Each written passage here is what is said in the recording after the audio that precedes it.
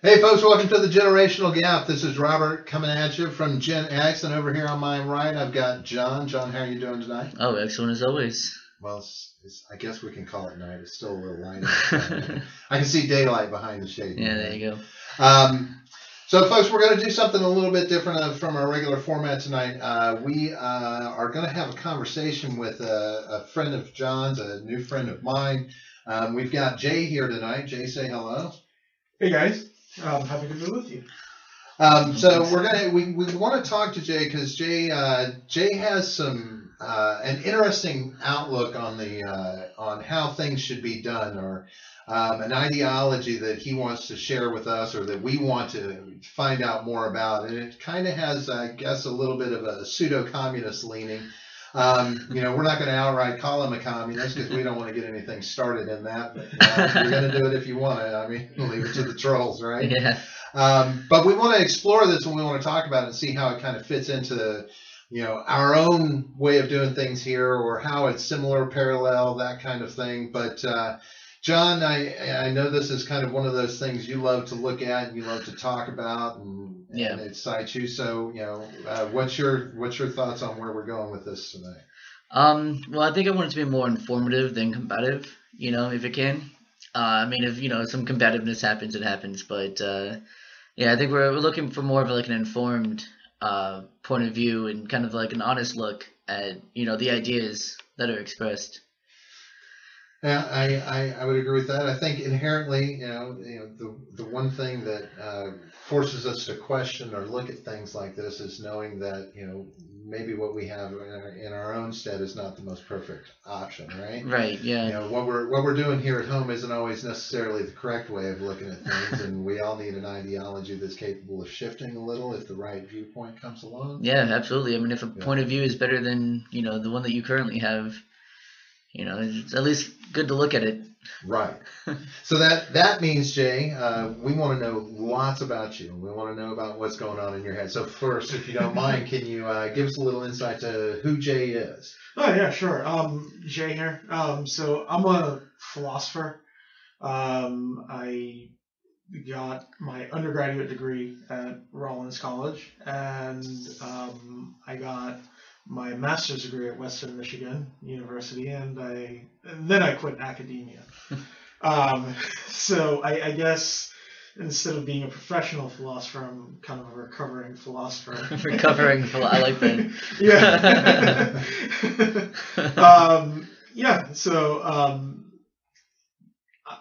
I don't know what you guys, or what questions you guys want to start off with. Well, actually, I find it interesting that you chose philosophy, and only from the standpoint, you come from a generation that's a little more practical, right? To a certain extent. A lot of people see the millennials, and which you're on the tail end. You said you're 32, is yes. that correct? So you're at the beginning end of the millennials, right? Right.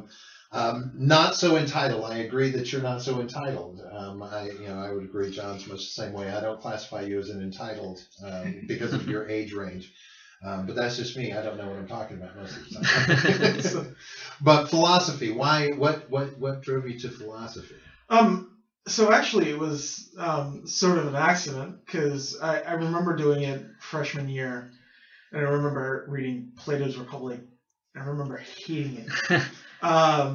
There was a lot of yes, you are correct. I would say that. Like, there's a lot of that involved. It's pretty. Let's just say, I mean, am I able to?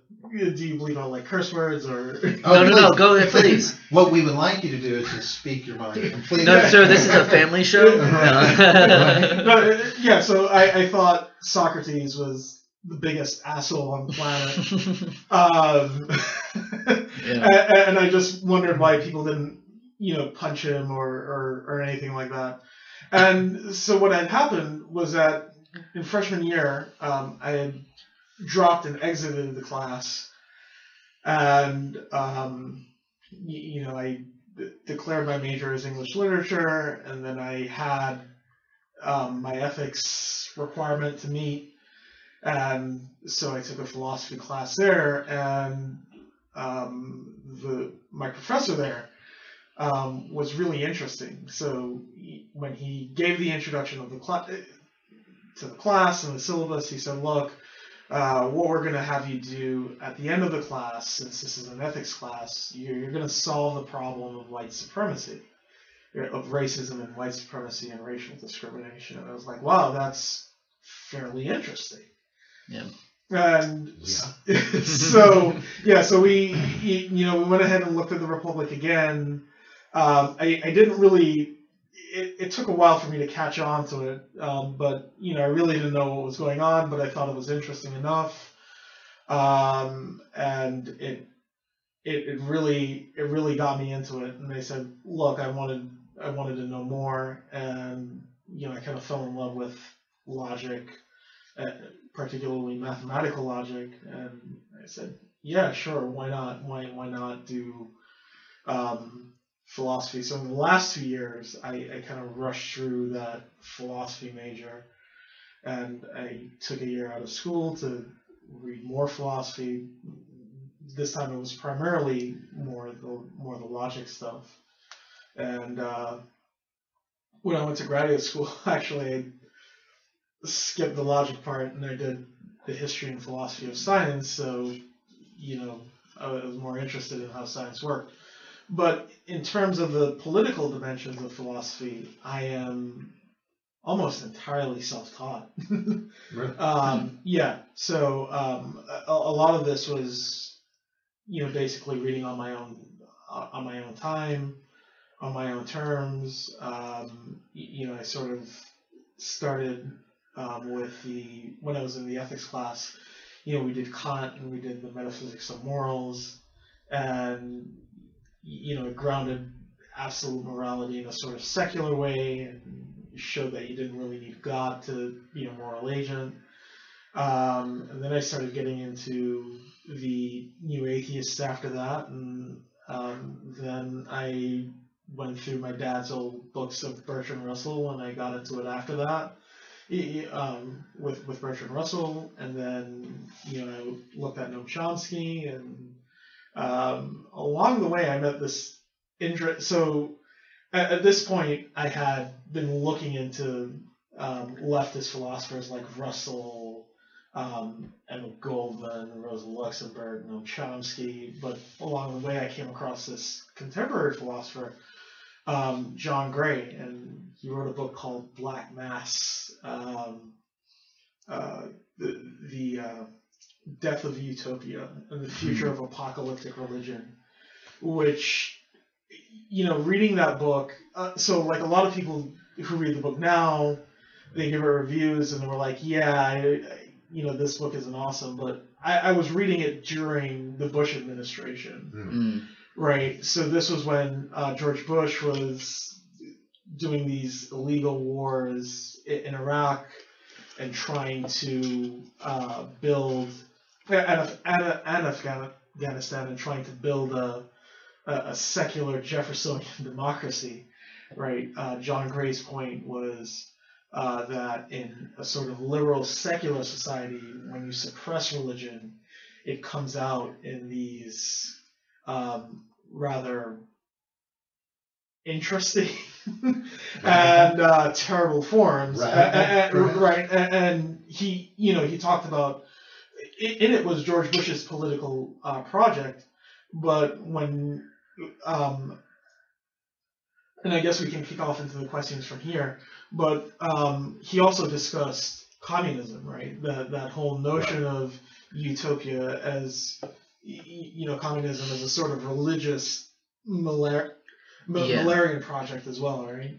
So, he said, look, Marx understood capitalism really well, but, when you tried to implement communism, like in communist Russia, it didn't turn out too well, right? And this was like a sort of failed or utopian political project. So his thesis was, look, if you have a secular society, a liberal secular society that gets rid of religious traditions because they're oppressive, suppressing religion is like suppressing sexuality, right? And it comes back or it expresses itself in these very bizarre forms that people don't generally see as religion, right? So he even argued that the free market neoliberal capitalist project itself is a sort of religious utopia, right? In addition, to communism, and in addition to George Bush's regime change in the Middle East.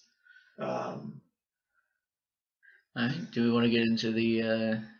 Okay. Or do you have something else you wanted to? Well, add? no. I the only thing that really that I'm looking at is how are we so is that a redefinition of what true communism is, or is it in and of itself a different ideological take on communism?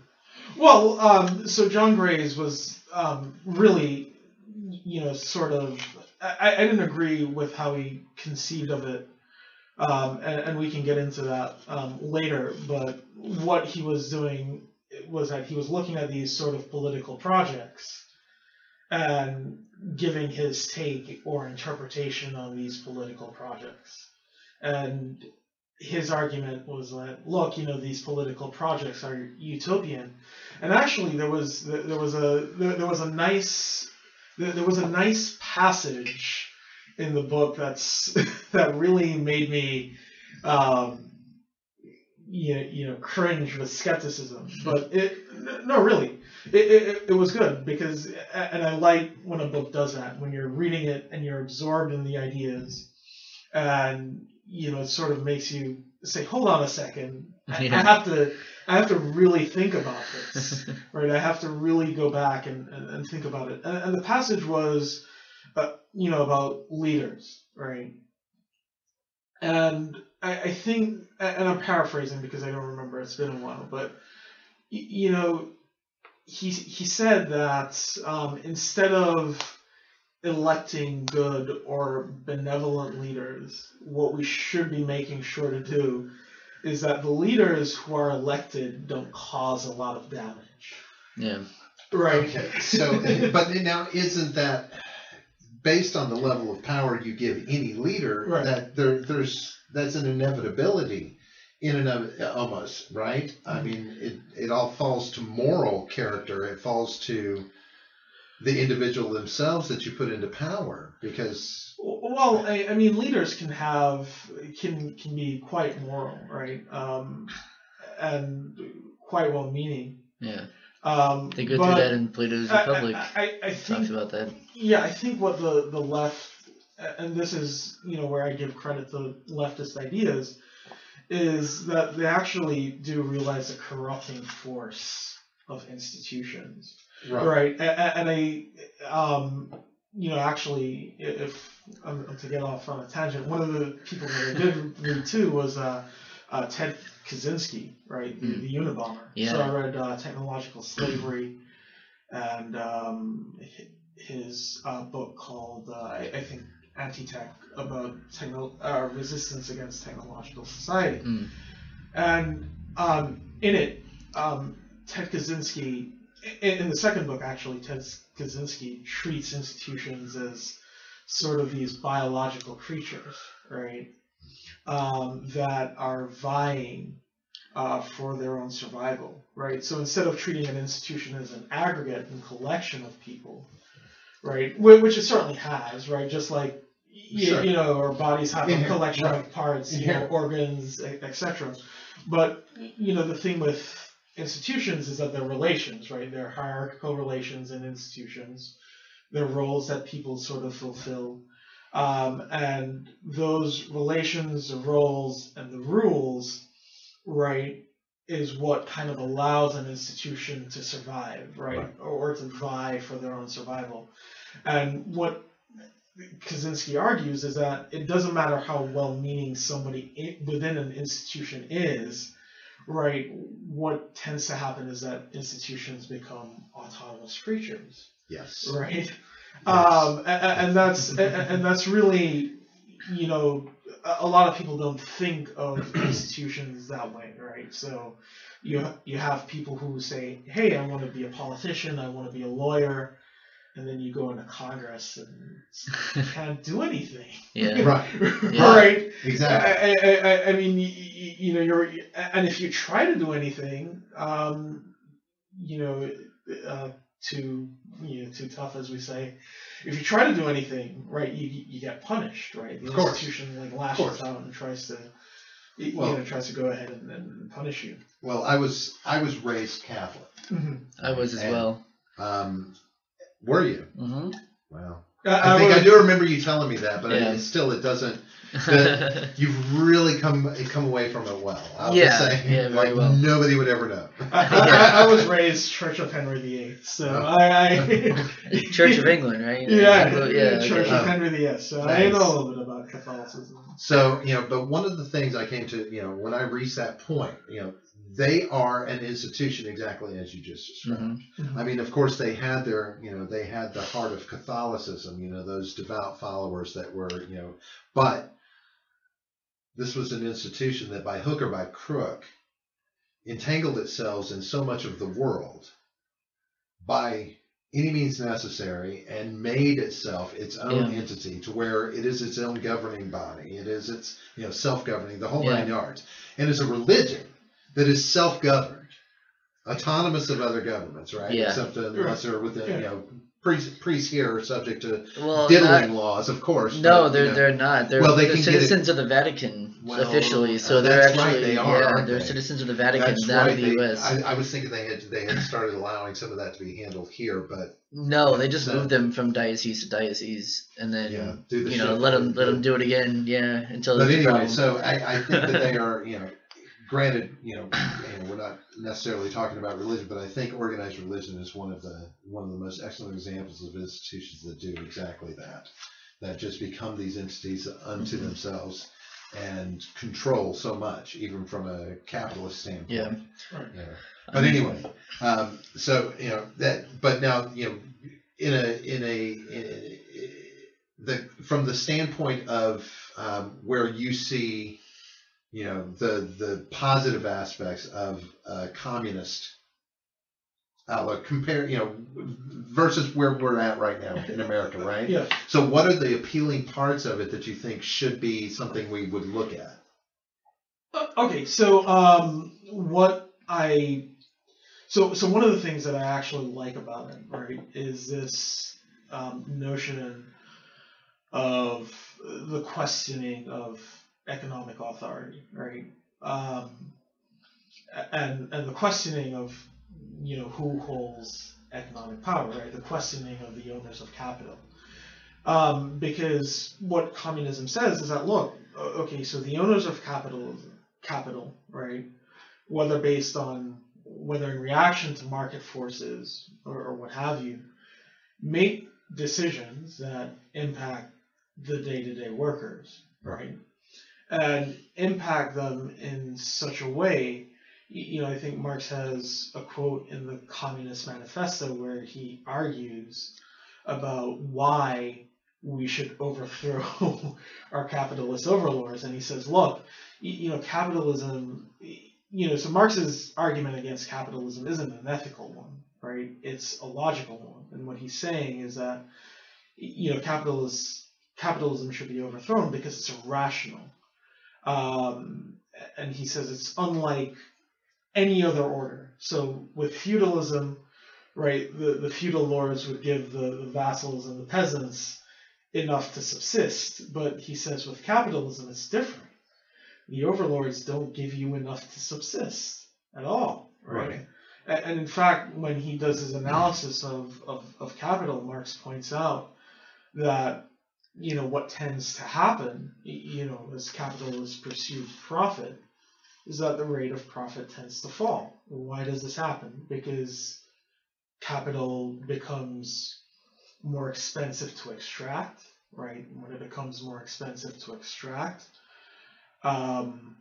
people squeeze the wages of workers, and if you squeeze the wages of workers, they can't buy your products. So, like in America, I think this year, 2018, is a year where the majority of Americans can't afford the cheapest car on the market, right? So we have that sort of situation already. And in turn, what tends to happen is that if the workers aren't buying anything, and the workers aren't buying your products because they're too expensive, your rate of profit is falling, right? And what happens after that is that, industry, right, pushes, the money and their profits instead of back into the business, right? They push it into speculative financial enterprise. Yeah. Right. That's true. Which is exactly what's happening. So what Marx says is that, look, he starts from the principle that I think everybody agrees with, that you should have control over decisions that impact you. So if you want to wear, for example, pink socks and purple socks, I have no say in that decision whatsoever, right? If you want to get out of your house and you're like, well, I want to wear pink and purple socks, and right, that's, and I want to drive around, that's your decision, and I can't say anything about it, Right. Now, if you're taking me out to dinner or whatever, and they have a dress code, and so well, we have to get into the restaurant, right? And you need to, and I say to you, you need to wear this, and you can't wear your pink and purple socks, right? You have to be formal. Well, I can have a say in that because, for whatever reason, because I'm taking you to a restaurant, or the restaurant has a dress code and they'll throw you out and we'll not have a good time, etc., etc. So you're saying, so Marx starts from the elementary principle of, look, that you're saying a particular decision, right, depends on how much that decision impacts you. And from that, he goes and he says, look, workers should right, have two things, right, control over capital, and they should have a say in how it's used, right, to their end. Well, yes and no. But I guess that runs counter. There's, when you talk about a fair market, and when you talk about trade, and when you talk about workers, I mean, we live in a society where working for someone is a choice. Right. Working for the best someone is a choice, right? It is a choice. And that in and of itself, while I don't always agree with everything that John says about the fair market, and particularly where it creates an imbalance in equality amongst the citizenry, it is the business's right to make a profit because the market demands that the profit be there. Now, yes, they will squeeze it, and sure, I have a wife that works for a company that squeezes profits by cutting labor. She works for the big W, and they're notorious for not being great with their workers, and I get that. But it's governed, and it can be litigated. And while I don't agree with the wages, I don't think that wages have kept up with the cost of living by any means, because yes, corporations are being greedy. To take away the fundamental right or freedom to capitalize on demand seems like a restriction of freedom. Mm-hmm. Okay, so let's kind of back up and let's look at Marx's economic picture here, right? Earlier, before the show, we were talking about communism and whether or not I describe myself as a communist, right? Yeah. And I said that communism and capitalism are two sides of the same coin, because what Marx wants, or how Marx sort of describes, he doesn't say much about communism, but what he says is that this thing called communism will inherit the legacy of capitalism and sort of reconcile and flatten out all the contradictions that are inherent within the capitalist system, right? So if you're looking at Marx's project, what Marx wants to do, at least, is to prevent the economy from imploding, right? And Marx's point is that, yes, look, we agree that people should have individual freedom, but his point about individual freedom, and the point can go in the reverse too, is that if everyone pursues their own individual choices, right, and they're not harming anybody, right? So, like, say, for example, if, you're going to sell me a car, right? Both of us as individuals want the best deal for ourselves, right? Of course. I want to pay the lowest amount I can pay for the car, and you want to have a bit of a profit that you can have for a car, or get the amount of money that you want. Right, and both of us are acting within our own self-interest within the market, but there's something called externalities, right? So, yeah, let's say everybody, buys a car. Everybody's free to choose a car, and they can choose between an Audi and a BMW, and you have all this choice and stuff like that, right? And everybody drives around in a car. What's happening, right? The car is producing, right, carbon dioxide, pumping it into the atmosphere. Okay. Right, and these individual choices that we make, even though it's not directly harming anyone else, right, can cause undesired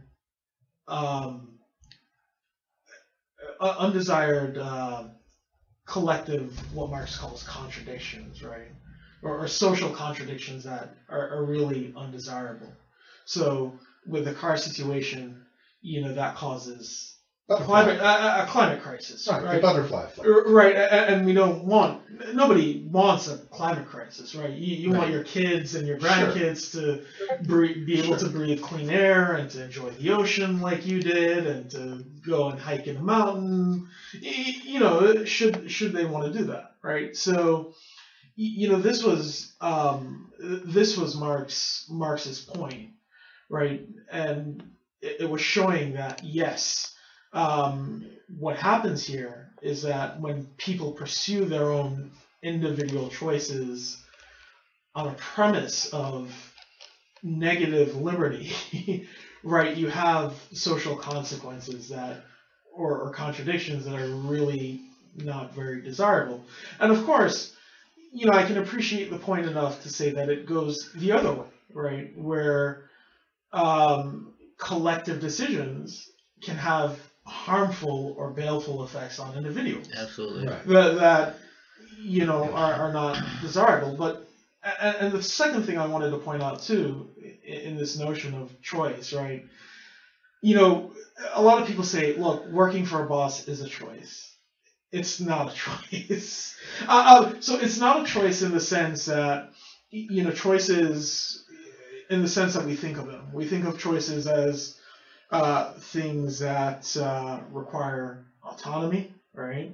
Or as an expression of autonomy, right? An expression of rational decision making, right? Expression of freedom. Working for a boss in a capitalist economy isn't that.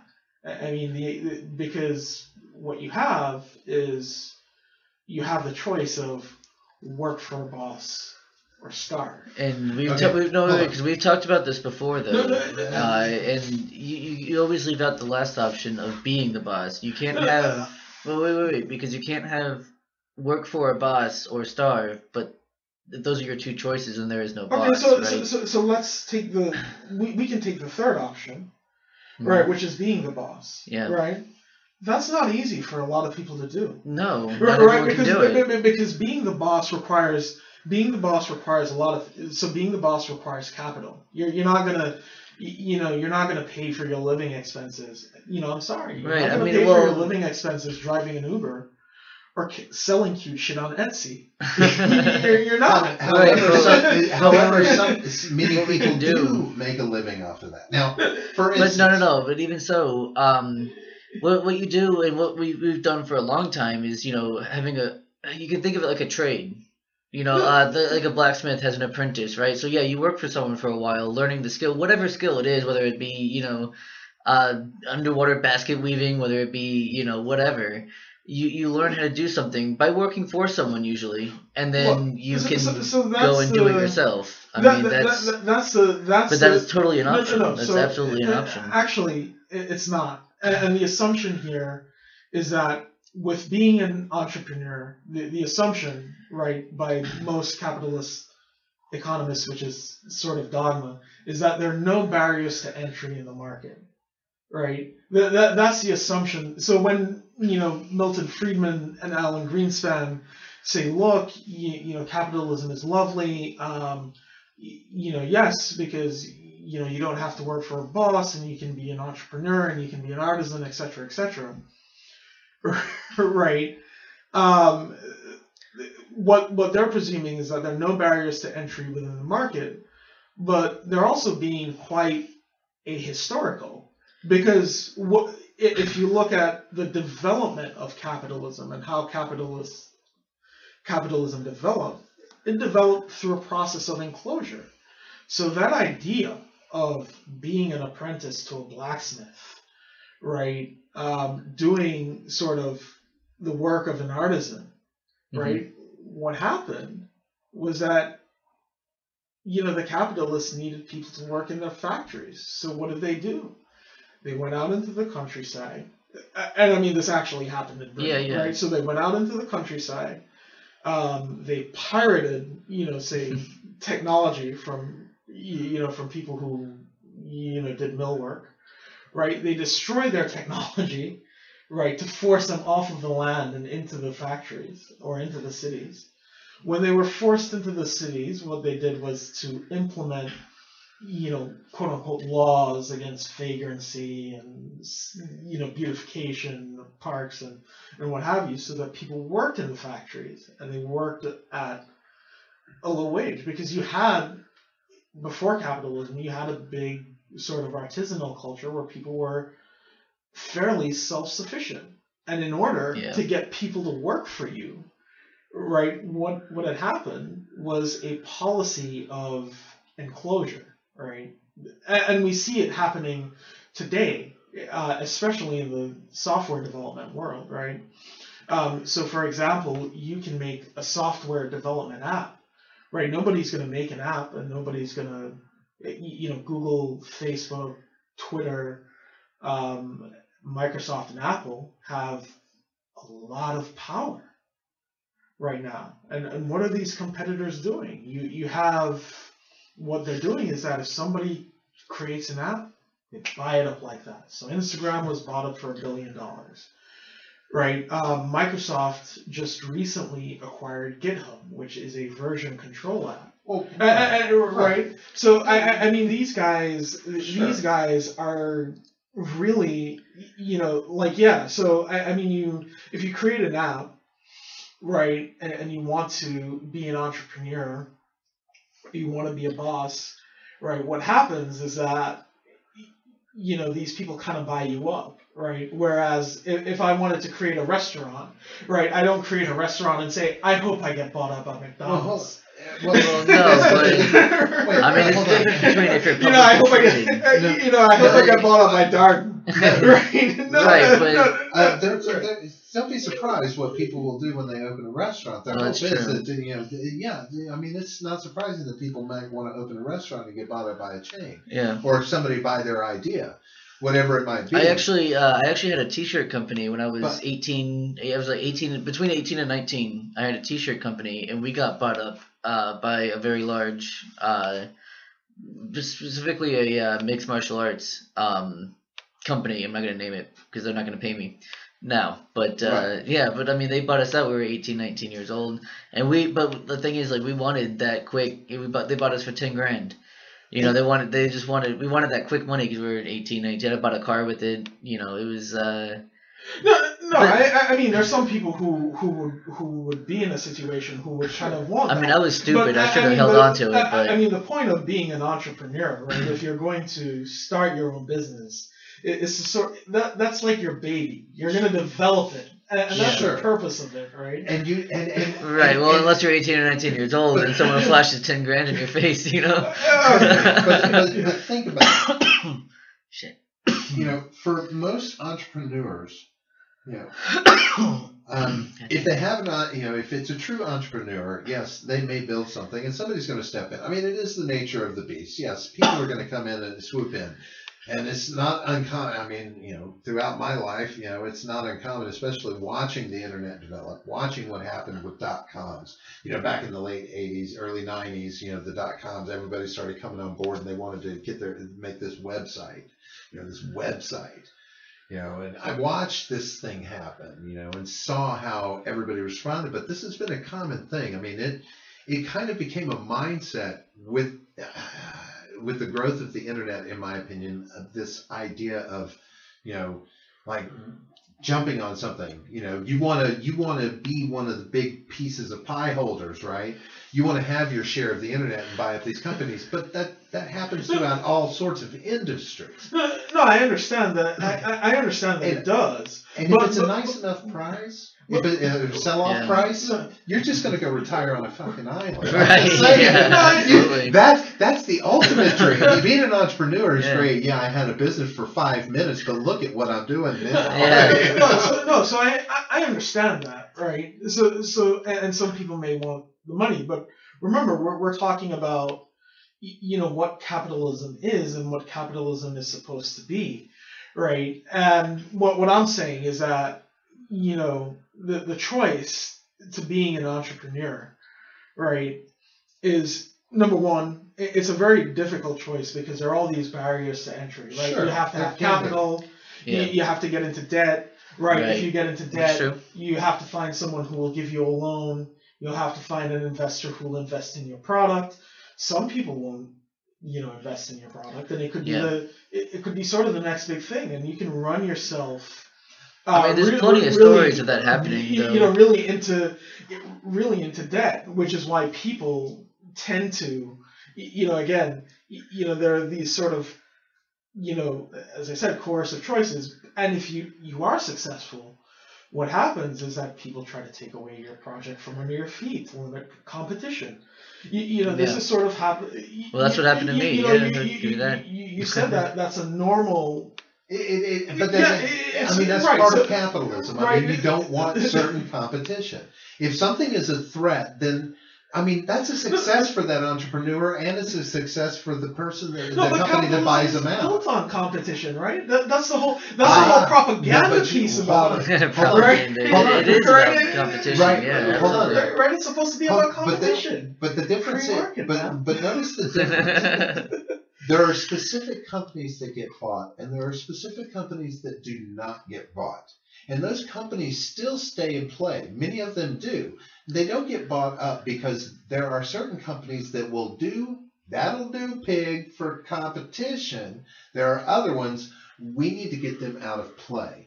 There's a reason why we need to take this company out of play. Not everybody's getting bought up because that would create the monopoly, which is regulated and kept from happening to the best extent possible. But they're monopolies now, right? I mean, we have monopolies. We have media monopolies, right? In a sense, yes. Media conglomerates are monopolies. Conglomerates. Right. See, that's the shady area they call it. Banks are monopolies. Banks are very similar, right? You know, the umbrella monopoly is what I like to call it. The beer that you're drinking, right? I mean, so like Budweiser, right? They own like the distribution chains. But look at as long as you have more than one key major player, company. That's what matters in a monopoly. As long as there's at least one relevant piece of competition that can stand toe to toe. Like they don't classify Amazon as a monopoly yet, because Walmart is still a big enough player to be competition. Once it's not, then they'll holler that Amazon has become a monopoly, and they'll have more ground to stand on. But it actually, I agree, it is turning into one. Right. But we look at it and we look at competition, and it's competition between these major firms, right? So if you want to do something like, hey, I just want a local business. I just want to open up I just want to dispense pharmacies in my own local town and service that, right? People can't really do that, right? Because of the barrier. So that's another barrier to entry, right? You have these large corporate firms that, if I were to make an app on the internet, or if we were to open a brewery, right? The brewery, there are lots of craft breweries are popping off. So, but it's not like none of them are going to take down Budweiser. But they might not take it down. They might not take it down, but they have their audience, and they have their audience. But Anheuser-Busch is doing stuff, right? Yeah. Is doing stuff like buying them out. In Georgia, actually, the laws were actually very interesting. I didn't know this, right? Mm-hmm. So if you open up a brewery until recently in Georgia, right, for you to sell beer to other people, you had to jump on a distribution chain. Mm. And guess who owned the distribution chain?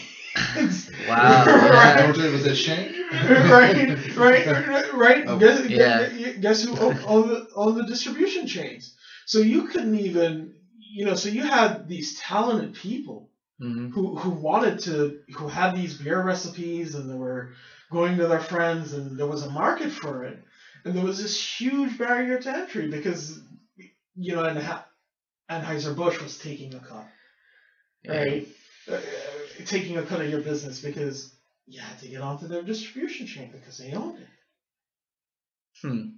Or else you couldn't sell it to the public, right? So I do think that kind of restricts the free market. Then, if you're putting the laws in there like that stops people from allowing a monopoly. Yeah, that's absolutely allowing a monopoly. If there aren't regulations in place stopping that. No. I mean, it is the regulation that you have to go through them because they're the only one there, right? So it's a state requirement. Well, or a county, or it was a state requirement, but that's another. They were bought by the right. state, So that's another by Anheuser. Right. So that's another interesting. Right. That's another interesting thing too, right? So we say that capitalism is kind of about the free market, right? And we should have these laws that restrain the free market, but actually these laws are put in place by the capitalists themselves. And I disagree with that as well, though. Anything that allows the corporation to create laws is a terrible thing. I don't agree with corporate lobbyists in Washington at all. But I guess if there's if there's too much barrier to entry as an entrepreneur, and the other alternative is to work for a boss or starve, because you can't take everything out of the picture. I mean, sure, okay, if we automated everything, we could take the need for a boss out of there. So now it's like, starve, so there's going to be somebody up. You've got to work for somebody still to eat, but now there's no job. So we can eliminate the need for workers and address that. So now you don't have to work for a boss in that way. So now how do we go about getting money into people's hands if they're not their own business person who can automate their business? All right. So in terms of your question about getting money into people's hands if we were to automate everything. So that's quite a very lengthy topic, right? So I guess that would be a good thing. I mean, you could give people a universal basic income, right?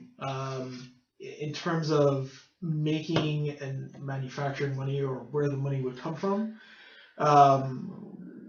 we kind of make money out of thin air, right? So I mean, we print it when the banks need a whole bunch of it. But we can't do that on an individual basis either, right? I mean, we can't typically just create money. So one of the people who actually thought about this question and gave some thought to the question, and this ties into the abolition of work, right?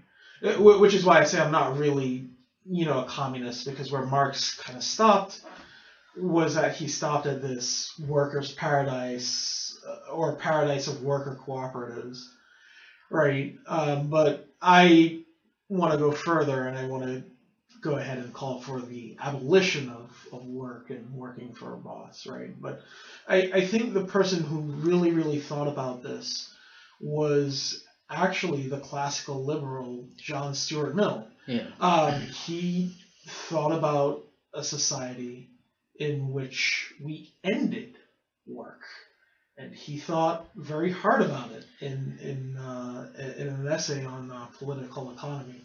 I forget the name of it, but I know that it was cited in John Gray, the philosopher, Gray's Anatomy, and he really thought hard about that question. But in terms of preventing people from working for a boss, you could have them work for cooperatives, and we sort of do have that already, right? So de facto cooperatives, right? So we have companies, for example, the software development company Valve runs its business on a worker control model, right? Worker control and not only worker control and ownership model. Publix sort of has a de facto worker ownership model where you work there, you get a share in the company. I don't think that workers have a say in the decisions of the company, but they do, own a share of the company. I mean, isn't that the idea of owning shares, is to have a say, like right, a certain like, percentage they get do, a certain I know say? Publix does have worker committees that they actually listen to the input of the workers to try and create. Which is a good idea. I mean, especially when you want to keep happy, employees, you want to at least consider. But it still goes back. But it still goes back to the concept that it's a worker. You're still a worker, right? Right. Well, the thing is that you don't have this arbitrary authority over you, right? And what happens with a cooperative is that there's not that relation anymore between worker and boss, right? Everyone is sort of on the same level, right? So there's not that relationship between worker and boss, and there's also not that tension or that class-based tension between. And when I talk about boss, I mean the worker and the owners of capital, right? So you're not talking about like a standard, like a shift supervisor or something like that, who is above the average worker but isn't involved. It's not the CEO or the COO or Yeah. So I should take a step. I should actually take a step back too and clarify what I mean by workers, right? Because Marx's terms are a little bit antiquated, right? Mm-hmm. Because you have the bourgeoisie, you have the petty bourgeoisie, which sort of don't exist anymore because they include things like peasants and store owners and people who are sort of self-sufficient. Right, like in the feudal times, you're talking about, like, right, where you would have merchants and stuff who were not quite peasants but weren't noble. Right, and they were being pushed into, the factories and stuff like that. But I think today we can, and that's a good question that you actually brought up, or a good point you mentioned about shift supervisors and stuff like that. So you have the workers, right? And the people who are the workers are the people who take orders, right? Yeah. And then I think what you have is a managerial class of professionals, right? Mm-hmm. And then you have the owners of capital, right? And all three groups have different relationships, right? So the managerial class don't really have the interests of the workers, and their interests are antithetical to those who own capital, right? Whereas the workers, their interests are completely antithetical to your managerial class, right? As well as the owners of capital, right? and vice versa with the owners of capital. So you have these like three groups in worker society. And when I talk about workers and bosses, I should have clarified a little bit more and said, look, we're talking about workers and the owners of capital. Now, whether or not there would be a managerial class in a communist society and what that would sort of look like, or what that managerial class would sort of look like, is actually a very good question. Right, because I mean, doesn't that lead? I didn't really, and to be fair, I didn't really think about it, and I think those things would probably flatten themselves out because the workers would be their own. Yeah, but I mean, wouldn't that lead to some sort of hierarchy that presumably, communism tries to rid themselves of? Well, yes, and it I guess classic examples have shown that doesn't happen. What do you mean? Well, when you say a hierarchy, I'm talking about a hierarchy, right? Between there's the hierarchy of the standard worker, and then the shift supervisor, and then like this regular supervisor, the store supervisor. No, that's actually store the manager. question. So if you have a large conglomerate, yes. If you have a sort of local shop where everybody takes turn at the responsibilities, right? And so like anarcho-syndicalism, where right, you've got sort of rotating so you have rotating responsibilities and things like that. Yeah, I mean that's okay, and I mean I guess to answer that question too about hierarchies, right? So communism wants to. What Marx wants to do is to abolish a certain tension, right, between classes. Okay. And in abolishing that tension, that class tension, right, abolish the notion of those classes itself. So the end project of communism is for the workers to liberate themselves, and they're no longer workers, people taking orders from the owners of capital, and they and that sort of thing. But I mean, when we look at hierarchy too, right, we can look at it in terms of abolition, but we can also look at, what anarchists want is that they want the abolition of illegitimate hierarchies. They don't have a problem with hierarchies themselves, right? Like we've talked about before, different conversations about like natural hierarchies, such as, that with parent and child. Right, you've talked about that before. Obviously, or student and teacher, right? Where the end goal is to sort of have that hierarchy eliminate themselves, right? Like with a teacher, right? You want to bestow to your student a sense of mastery, where you're no longer needed or required, and then they become the teacher. But that feeds back to the principle that we discussed earlier of the journeyman. It's like the old saying, instead of giving a man a fish, teach him how to fish, and then he'll feed himself for life, right? Same kind of concept, even capitalism works to that degree in its own right in many places. I mean, if you want to be a CEO, you have to learn how whatever industry you're getting into is run. But if I want to learn, and usually you're going to start, at a lower level. Usually, capitalism is kind of. It's actually hardly like that, right? Well, if I want to be an electrician, if I want to own my own, become an electrician and own my own company, I have to start off with an education and an apprenticeship. That's an option for me to learn from those that do, a master teacher, and then they send me on my way. I can then walk away once I understand and I become a master and open my own. Right? So there are lots of industries that we do have that create that. If I want to run a retail shop, I work for tons of retailers as I'm growing up, and I learn the business model while I go to school. Yeah. So I think we should make a distinction between, say, so in a capitalist industry, what happens is that jobs are professionalized, right? Sure. So I think what you're talking about is professionalization in industry, which, of course, a certain amount of which is required.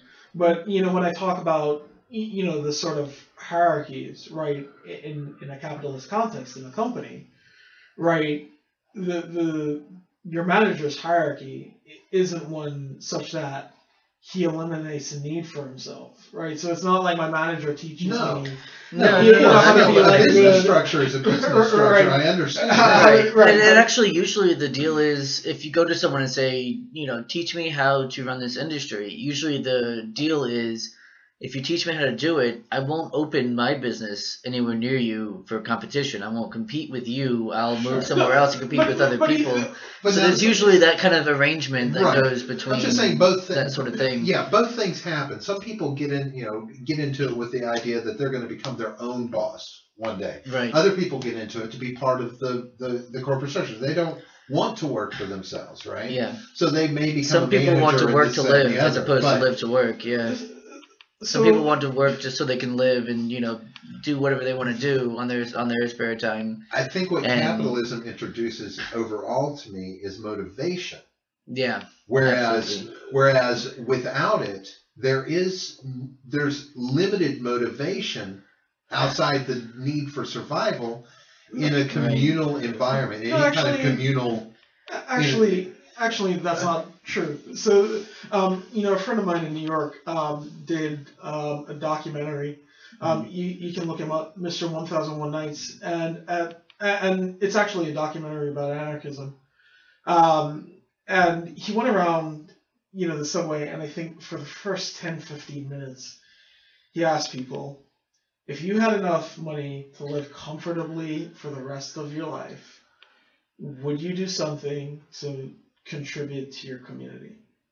You know what people said? A lot of them probably said no, right? A lot of them said yes. Oh, Almost yeah? every Think so? single one. Sure. I mean, you might say No, you might say that. No, you know no, what I mean? But no. Almost every single one of them said yes, right? Sure. Because working is a social aspect, and you have to think about, how.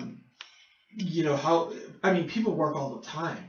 I mean, even if you're doing something like sitting around on social media and creating a sort of, creating your own image on social media, you're working, right? Yeah. When you're on Facebook and you're doing posts Sure. and you're posting articles and you're posting pictures, a lot of people don't think they're working. A lot of people think that, I'm on Facebook, I'm milling about or mucking about or what have you, but they are actually working. Well, Right. in a sense, they are. And this idea that capitalism, right, gives motivation. We have to look at the type of motivation that it gives, right? So, if you're a cab driver, or if I'm a cab driver, and I say, okay, look, here, I'm gonna pay you $10,000, and I want you to get me to Miami in an hour and a half or 2 hours. Right? I mean, that's a pretty straightforward task. Like I'll take your $10,000 and do that.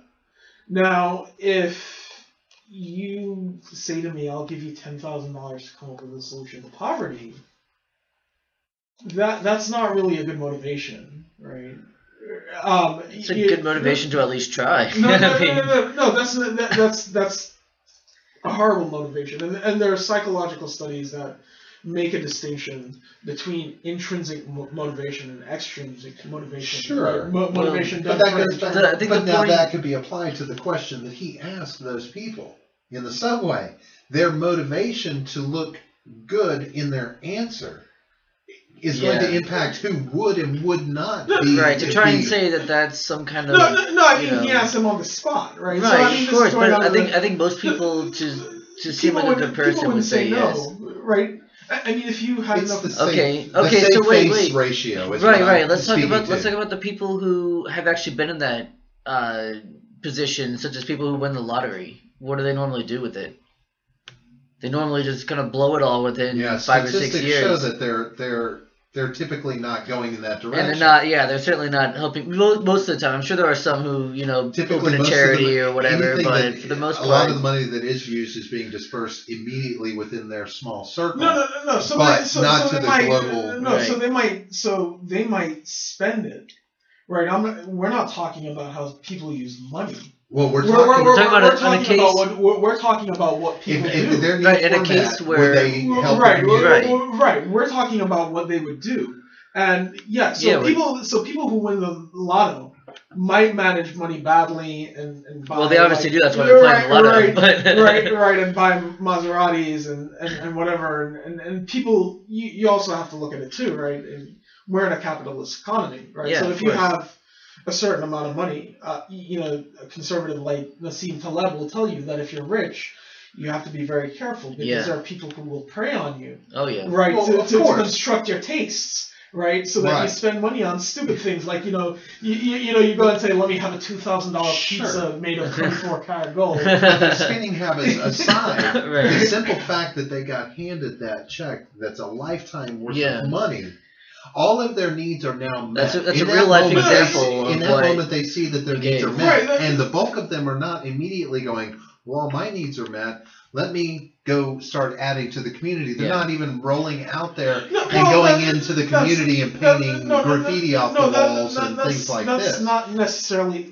That's not necessarily. They're not giving back in some No, way. so- It doesn't have to be so- the money. So Speaking generally, of course. So there right, might they're not. be people doing internal things. So if somebody goes ahead and spends money and says, "Look, I won the lotto. I want to take an art class, or I want to learn how to surf," or people don't necessarily think of those things as, okay, I might be contributing to the community if I go ahead and take art classes, right? But I think, and there's an argument to be made that people who at least try to internally cultivate themselves, right, are doing something good for the community. So it's like me, like if I had a bunch of money, what I'd do is probably blow it on a bunch of books and do a lot of reading, right? And then I'll go ahead and But how have does that give conversations. back to the community?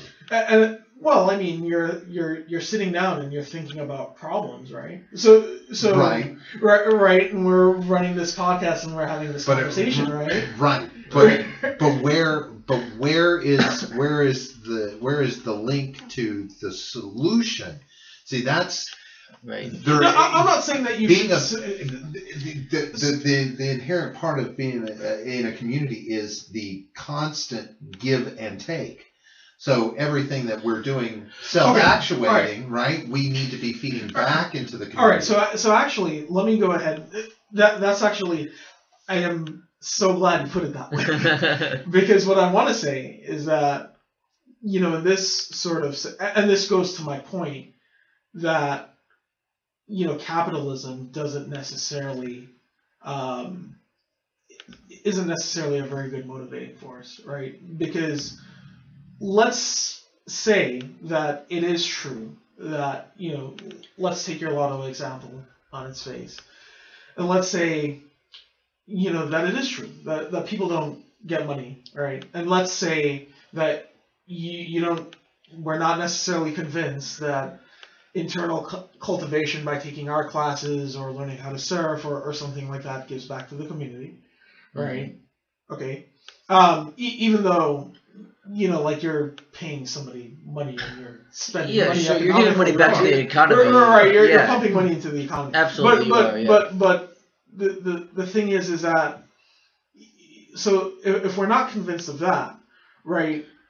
The I guess the question, or I guess the thing that I want to point out, is that I think this is a result of the atomizing effects of capitalism, right? No, I mean that's actually that's actually a good case, because so people might get particular money and people may want to contribute to the community, right? Genuinely want to, right? Because I think everybody would say yes to that question, unless they're a psychopath. Especially when you put a camera in their face. No, not even if you put a camera in there. Yeah. Generally, people want to be seen as good-natured and good, look, a good person. You're not it's not a good person kind of thing, right? We're social beings, right? We're yes human and no. beings. Yeah, but if somebody puts me on the spot and asks me that question, I'm gonna be honest, right, and say that and hope that it's. See, I would have to think for a minute and say, I don't know. Actually, we're social beings. Like only a psychopath would say no, right? We are right, but word and action are often two different things. Yeah, right? absolutely. Right. People would like to believe. They might even believe that they'll do it. And that's fine. But until you're... So what I'm saying to you is that capitalism, the way that capitalism is structured, with an emphasis on the individual, right?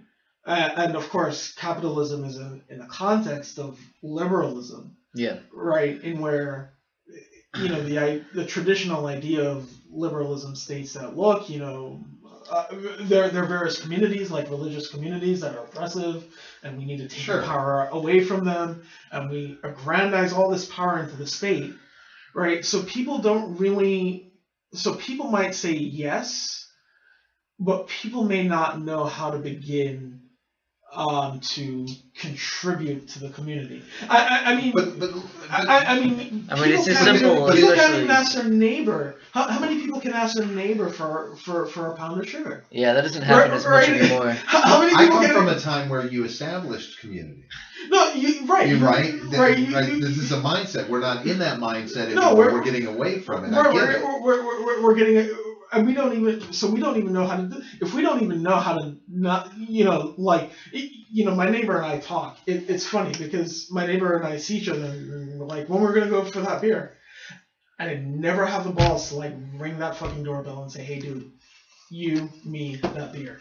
Right. I mean, I'm sure you're at a point where you could do that. But I want to have the beer. But it's like, yeah, you know. So do it. I mean, that's the thing. You're stopping yourself from doing that, though. At that point. We actually live in a sort of look at the way how houses, for example, are designed in the suburbs. They're designed with a garage. Mm-hmm. People go and drive in. They go into the garage. They close the garage door, as opposed to back in the day in the South, you had a porch. Yeah. When I go into the Cayman Islands, right? People have porches. Yeah. If people are outside, you can come over. Yeah. Right. Okay. No, I've gone through something similar to that. But you can say that, but it really doesn't come down to the fact, you know, there's not a lack of communities out there. It's just a lack of people making community. Yeah. And there's a lack of community out there too. Yeah. Sure, no, I mean, I'm sure there is in some places, but there's other places that, you know. You know, I still believe in that, and I go, you know, I keep an eye on my 96-year-old next door neighbor. I watch that she's getting her garage door put down at night, and her trash is down at the driveway. You know, I do these things. These are community things. However, you know, when you look at a very, let's look at a super small microcosm of a very, you know, little communal society of 3 people. If one of them makes bread, and one of them learns to surf, and one of them, no offense, is a philosopher, out of those 3 people, who are contributing to the community? You know, anyone can contribute. You know, like a surfer contributes to the community, and like any athlete contributes to the community. Right? They contribute to the economy. I'll give you that. They contribute to the economy.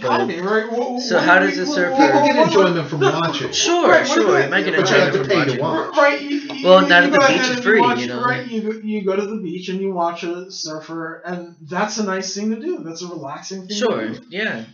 That's actually, you know, very cool, right? You know, and with someone like a philosopher, somebody could have a conversation and get a new perspective on things and how to think about things. Those things are, you know, they're not contributions in the form of, okay, what sort of invention are we giving somebody? Right. But they are contributions nonetheless, right? But that means someone has to assign an inherent value to a thing. Yeah. And that means everyone amongst that group, that community, must assign the same value to said thing. Otherwise, then we begin to see inequality spring its head. You know, and that leads to, you know, like, I think this leads to failures like, you know, Russia is a great example of a failed communist. I agree with Jay on this point that it was socialist and not communist. It was not. You know, Soviet socialist. It was not what communism was meant to be. Actually, So I wouldn't But even say. I'm old, so they're I- just Yeah, red yeah. commies. Right. I wouldn't even say. I wouldn't even say it's. I wouldn't even say it's socialist. Actually, No, it was not either one ultimately. I would actually say, and this is the argument that I've given, and I guess if you want to get into this question too, so the arguments that I have is sort of twofold, right? I think that Russia, China, and Cuba are examples of state-run capitalism. State-run capitalism. Right. Okay. Gotcha. They're examples of state-run capitalism. And a lot of people say that they're failures, but if we look at them on economic terms, But we looking at when we look at the economic evidence, they're actually. I mean, if you look at the State Department documents with Russia, look, and I encourage everybody to look this up themselves. If you look at the State Department documents, right, on Russia during the Cold War, the reason why the United States fought Russia in the Cold War, because they had they're very clear. Those intelligence agencies in the State Department were 100% clear. And they said that Russia has an efficient economy. It's more efficient than our economy. And it may set an example to other people, which we do not want. That's why we terrorized Vietnam. That's why we, had Stopping the wars spread with of China, communism, right? yeah. And But was that economy Cuba. equally distributed? Right. That's what I'm. Actually, Because there is the real question. Amartya Sen, in his book An Uncertain Glory, actually took a look at this, right? And he actually has another book where he did a direct comparison with China and India, right? After the 1950s, when they achieved independence, and those countries took two different directions, right? India in the form of democratic capitalism, China in the form of the Cultural Revolution and autocratic sort of communism. Mm-hmm. And when you look at what he did was that he looked at the Human Development Index, right? So he looked at things like mortality rates, he looked at things like education, he looked at things like employment, and what he found was actually very interesting, including, and he did all of this including China's Great Famine. And, he has some things to say about the famine. His conclusion about the famine was that it killed a lot of people not because of the economy and the distribution system, right, but because of the political regime, because it was very autocratic. And he said, look, if it were actually democratic, probably wouldn't have done as much damage. Right, and there are instances that we can talk about where, these regimes have, Russia is one of them, like it did incredible environmental damage. I'm not even going to deny that. Right, but when he looked at the Human Development Index, he saw that, on every index, right, China did better than India. China outpaced India. And what was very interesting was his conclusion that the excess deaths caused by democratic capitalism in India put more skeletons in its closet than China did during their 8 years of shame. That's a very interesting conclusion. And he actually won a Nobel Prize for that. And in economics for that, looking at the actual data. And, in An Uncertain Glory, which is a book about India, he actually looks at that data comparatively with Russia as well, and he found that the same was true. People lived longer, people had full employment, people had good education, literacy rates increased. So, we have to ask ourselves, really, if we take these regimes as communist regimes, we have to ask, in what sense are these failures, right? Other than the fact that they were completely destroyed by the United States. I mean, even by your own admissions, I mean, failure to meet the demands of being communist, being a communist regime in the first place, was their first failure, right? I mean, we have China now is becoming more capitalistic than, in fact, even more capitalistic than we are, in that they don't have the same kind of regulations that we have. And they're becoming more and more like that. They're inviting international businesses to make anything more or less capitalistic. Because people, free market, that kind of deal. Well, is what we're talking about. What is a free market, right? So look, I mean, Adam Smith and the capitalists were very clear what it was. The free market was actually getting finance out of industry. That's what it was. People said, look, finance, like real estate, financial industry, financial speculation, and insurance are drains on the industrial economy because of unearned income.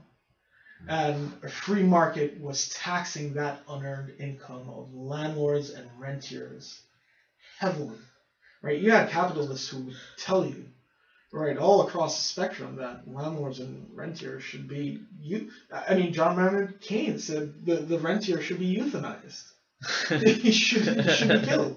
Right. So the free market wasn't, the free market being a lack of regulation, is actually, this country is like weird because everything that is that they say something is like, this is a conservative or this is a libertarian is the exact opposite of that.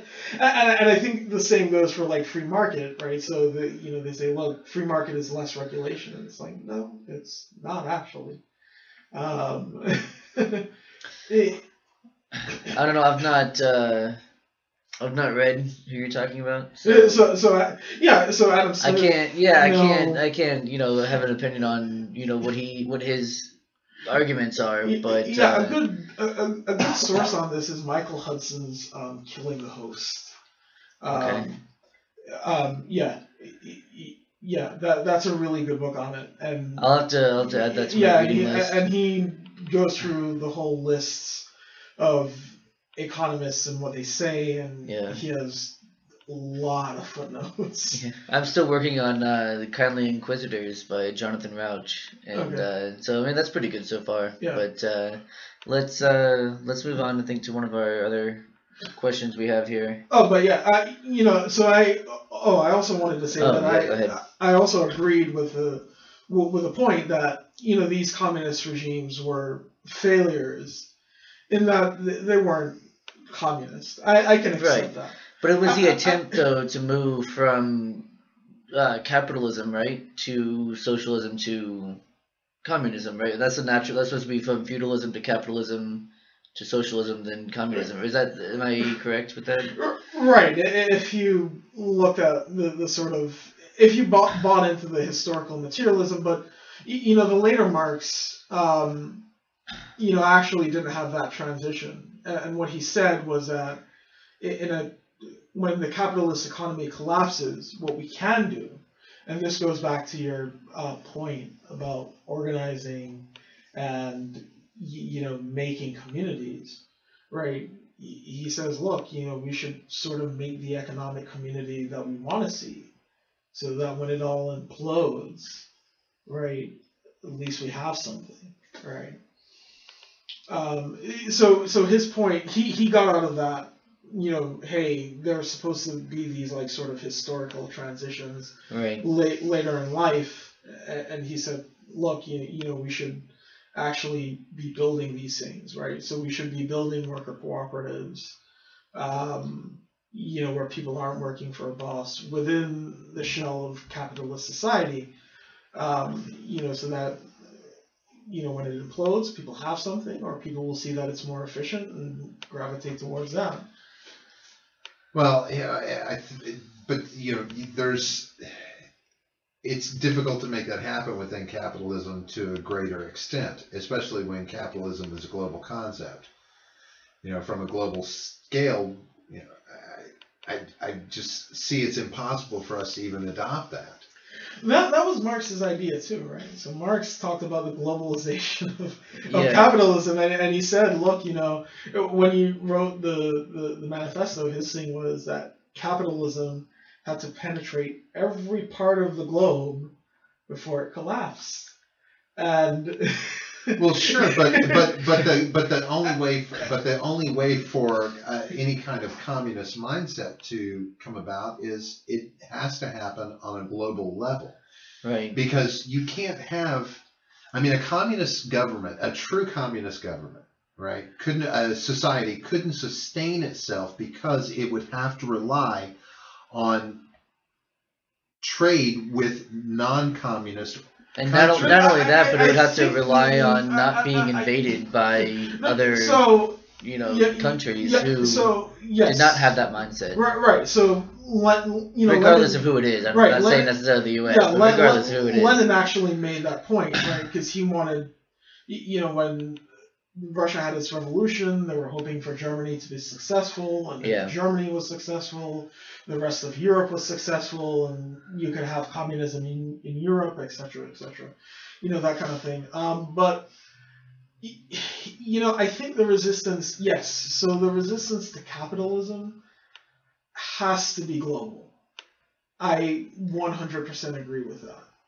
I agree with it as well. Not that I agree with the concept, but I agree that it does have to be global in order for it to work. It has to be global, but I don't think that the implementation of communism at all has to be a global thing.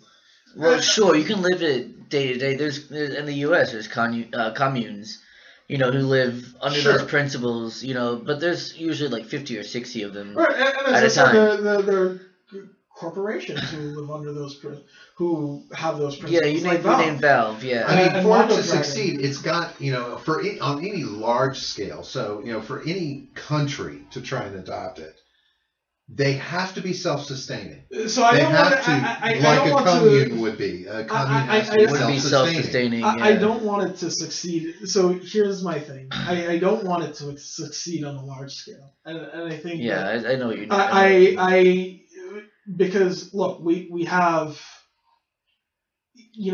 a climate crisis, right? That is the result of and is the effect of globalization, right? Globalized economies of scale. And I think if communism is to work, I agree with Elinor Ostrom, right? That communism has to be a local thing. It has to be. Sure, but that would require the dismantling of everything. So global supply chains. Yeah. So your goal basically is it's an ecological thing, right? You want. Yeah, we have to dismantle civilization anyway to solve the crisis. If we're to really right, so if that's the case, then how do you feel about? It's gonna be an interesting question about imperialism. How do you feel about colonizing other planets that are, at least either habitable or able to be made habitable, and the spread of the human species to those planets in order to perpetuate its survival? Okay, so there's an empirical question of whether or not colonizing planets will work, and the short answer to that is no. It's physics. We don't even have enough fuel to get to Mars. So I'm not saying today, right? I'm saying that if we work towards that. Not even to Mars, not even ever. But once upon a time, we didn't have the means to get to the moon either. And once upon a time, we didn't have the means to get a rover to Mars either. Once upon a time, we didn't have the ability to fly from one side of the world to the other in a plane. Yeah, ask somebody 500 years ago if we could walk on Mars. Let me go ahead and go ahead and flesh this out a little bit, right? So one of the things that we have to sort of flesh out, we can look at this. One of the things that we have to flesh out is that the United States, among other countries, right? The United States empire is collapsing, right? It's in decline. And there's not really another empire to take its place. I mean, people say China is going to be the next superpower. India superpower is or India is going to be superpower by 2020. I think it will be I think it will be more multipolar than anything else. But if you look at things historically, right, and you look at the traction of empires, right? Empires do their big projects early on, right? That's an early thing. They don't do it late in the game. Well, expansionism and things like that, where you're gonna expand your borders as much as possible. Right, so Russia did Sputnik early on. The United States, when they still had the resources, when they still had the manpower, yeah. But see, from that sense, I think you underestimate what the next empire is going to be. I think if you're thinking geographically, you're making a mistake. No, I'm not. The next empire is going to be a corporate entity. Well, no, see, I think you underestimate. I think you underestimate human ingenuity and the fact that if we want to do something, we're going to do it. I mean, regardless. So if we want to colonize Mars, let's we estimate can. Human ingenuity, right? So let's say that we have. So let's say that we have nuclear fusion. Well, let's back up the fossil fuels a little bit, right? So, have you guys ever heard of the phenomenon of peak oil? No, can't say that I have. Okay, so basically, one of the I'm just going to talk about a really interesting prediction of peak oil from the best of my memory. But the interesting prediction is that with our fossil fuels, right, we will run out of them, or we won't be able to have access to them when we've exhausted around 50% of it. So, which means that 50% of it will still be in the ground, but it will be so expensive to extract and so costly to extract that we can't do it, right? Right. Okay. So there's that aspect of it, but we're also looking into nuclear fusion. Let's say that nuclear fusion works, right? Mm-hmm. How much money have we spent globally on nuclear fusion, right? I think it's quite a lot of money. So let's say we spend, I don't know, $100 billion or $200 billion on nuclear fusion globally. We get it to work, right? You have, so we have human ingenuity all on the table, but whether or not we implement or deploy a technology, right, depends on economic costs. If we spend $100 billion. So what do you think about people like Elon Musk, who are actively, from a corporation standpoint, actively trying to push us towards those sort of things, like colonizing Mars is one of his big corporations aren't going to push us to colonizing Mars. I think they can do a better job. I think they can do a better job than the government for sure. If they can make a buck off of it, that's like telling me that the merchants of Venice pushed Christopher Columbus toward exploring the New World. They didn't do that. But but it was the interest in making money that pushed him to discover the New World on accident. Actually, you know who funded Christopher Columbus? It was Spain. It was the Spanish government. Yeah. Right. Queen Isabella and King Ferdinand did that. Right. In the interest of what? What were they trying? What was he trying to accomplish? In the interest of what? Exactly. What was he trying to accomplish? No, the governments create markets for these things. Right. And what I'm saying to you is that you have to look at an economic principle. If you spend a bunch of money on something, right, and you said, look, I'll spend $200 billion on this resource, and to employ it, to go ahead and deploy it, costs further monies. People might just not end up deploying it because it's just too expensive. Well, when you appeal to their self-interest, though, such as the case with Queen Isabella and Ferdinand, you King didn't Ferdinand, appeal to any self-interest. It was funny. There's a trade route to India. That's what they were trying to do. Was trying to find a trade route to India to get their spices cheaper than trying to go over land. So that's profit motive. That's entirely profit motive. That that wasn't a profit motive. It's absolutely a profit motive. That was It's much R&D. cheaper. That was R&D. It was an attempt at it. It was an attempt. It worked out differently, but it was an everything is attempt about at it. making more money. Right. Ever since the birth of capitalism, it's been about making more money. No, they did that in the interest of R&D. Right? Yeah, research and develop new ways to make money. Right. Exactly. A new route to make more money. And when you I mean, talk, the but moon's when not you, making us any more money. No, but it can in the future. It can in the future. But that was a dick measuring contest. I mean, come on, that was a dick measuring Right, contest to get us there. R&D. But that will eventually lead to more profits by do you letting know us. what makes the moon valuable and worth somebody putting money, however the money gets there, to capitalizing on the moon, is its strategic value.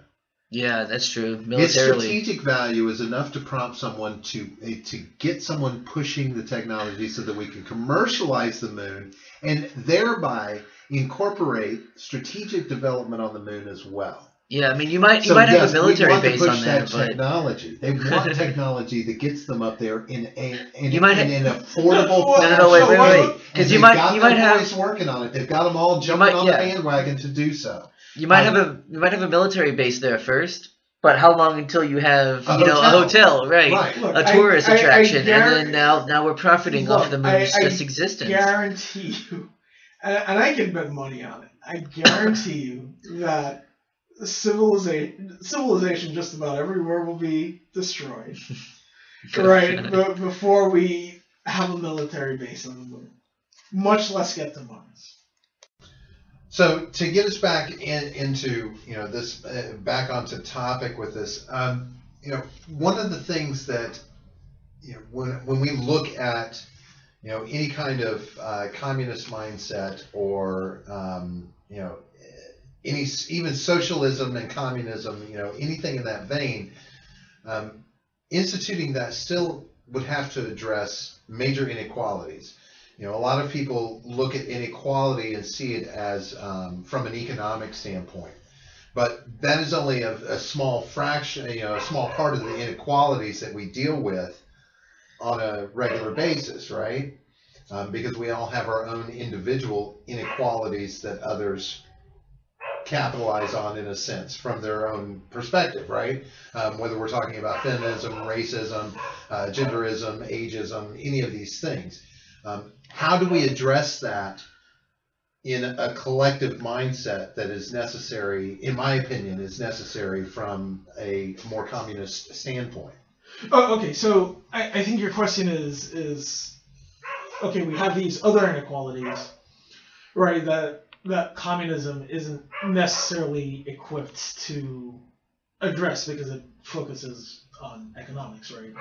And how would we address those inequalities? And I think that's a good question, right? So, there are economic systems, right? And this sort of gets into the idea of political economy. And this is why I think that with communism, right, the sort of politics that you have to have is anarchist politics. So what are anarchist politics? Anarchism operates on two principles, and one of them says that the first principle says that power has the burden of proof, and if they can't satisfy that burden of proof, then that power is illegitimate and should be dismantled. So what would be considered a valid burden of proof? What would it be? What would you do in order to consider it valid? So, for example, let's take a parent and a child, right? Right. If a child runs out into the highway and a parent pushes him out the way of a speeding 18-wheeler and breaks his arm, right, the parent isn't going to go to jail for breaking his kid's arm. Right? Okay. Now, if the child gets bad grades and the parent breaks his arm, that parent will go to jail for breaking his arm. Right. Yeah. Okay. Yeah. Right. I see what you're saying. Yeah. Right. So yeah. So what anarchism says is that it has a skepticism of authority, right, and hierarchy, and it doesn't say that all hierarchy should be abolished, but we should look at it on a case-by-case basis and see which ones are legitimate and see which ones are illegitimate, and the illegitimate ones we should dismantle. Right. So who Um, decides which one? Like, what metric do you use to decide what is legitimate and what is not? So I mean, it's the same sort of metric we use to decide the earlier case with the parent and the kid, right? Right, but we're talking So I about guess from an overarching standpoint, right? right. We're talking How- about like government who at this point. How do you objectively set the standards by how we define legitimacy in any situation, or what the standards are? So, I may be of a mindset that, yeah, you pushed your child out in front of that 18-wheeler, but you could have easily picked your child up and run with your child. Right. So you breaking their arm, now you are liable, and maybe you should be questioned in how you did that. So when our viewpoints differ, how do we set or even the opposite one, I might think for whatever reason that it's legitimate that since the kid got bad grades, you break his arm. Not that I do, but to play devil's advocate, Sure. if you were So to, now we have have two, countering right, opinions. exactly. So how do we come together, as a community? Let's say the three of us are, How do we community, assign the legitimacy? right? How do we decide what is legitimate So and the what is not? legitimacy would have to be, again, this is something that would have to be proven, right? And the person exercising the power would have to have the burden of proof, right? And would have to provide the argument, and would have to provide a good argument Right. for exercising that power. So right? basically, as long want as to- they, convince the people around them that they're legitimate, then they are. I mean, that Isn't that seems probable cause? Or I mean, Not probable cause. Not probable cause. Well, what's the now? Of course, the term. beyond a reasonable. Beyond a So reasonable that creates doubt. reasonable. Right, That's right, just the you have process to- of reasonable doubt, Right. right? So we would do it. We'd go ahead and we'd do it by that process. And I think the second principle of anarchist politics is that it says that people should have a say in decisions that impact them, right? yeah, absolutely. And I think those are things that people can agree with. People can agree with they can certainly agree with skepticism of Yeah. power. And I think that more skepticism, power given our current political situation, It's and even absolutely a good previously, thing. is a good thing. Yeah, Well, let me absolutely. I would ask agree you- with that. so- Skepticism of power, everything should be Right, questioned. Every single thing. Well, okay, and so let me ask you this, and see if I'm understanding this correctly. So, from an anarchist mindset, one of these two principles, the idea that because we do have the technology in place, and I'm speaking more to the electoral college that we have, that is a failed system anymore. It doesn't work. If we have the technology, the ability to get an individualized vote from Americans, right? You and I both have the ability to just go in and cast our vote very easily from ourselves, right? On all issues. So whenever, Joe Blow in Congress wants to put a bill forward or make a move against a country or do this, that, and the other, if it's offered out to a representative vote of the citizenry to where we have a say as a whole on every issue, does that not fall into that same mindset of that anarchist, us having an individual say about what impacts Yeah. us? So there would be there would be ways of actually implementing it, right? And one of the ways that I can appreciate about the United States is that we can implement it via federalism, right? So we can start at the smallest base, right, where we have a local town or a council, Mhm. right, and they would go ahead and they'd discuss the issues in their community, hmm right, and they could put it forward to their representative, who's a representative of the city council, and you have a small number of them, right, Yeah.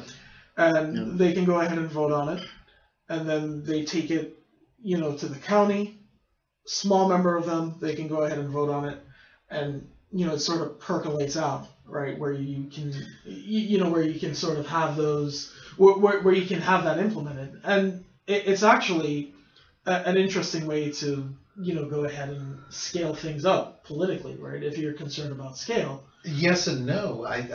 The problem with that is it still requires one person to represent multiple without actually knowing what those multiples say. I'm talking more about an individually representative system to where if there are 350 million voices in this country, there's the opportunity to have 350 million voices in a vote.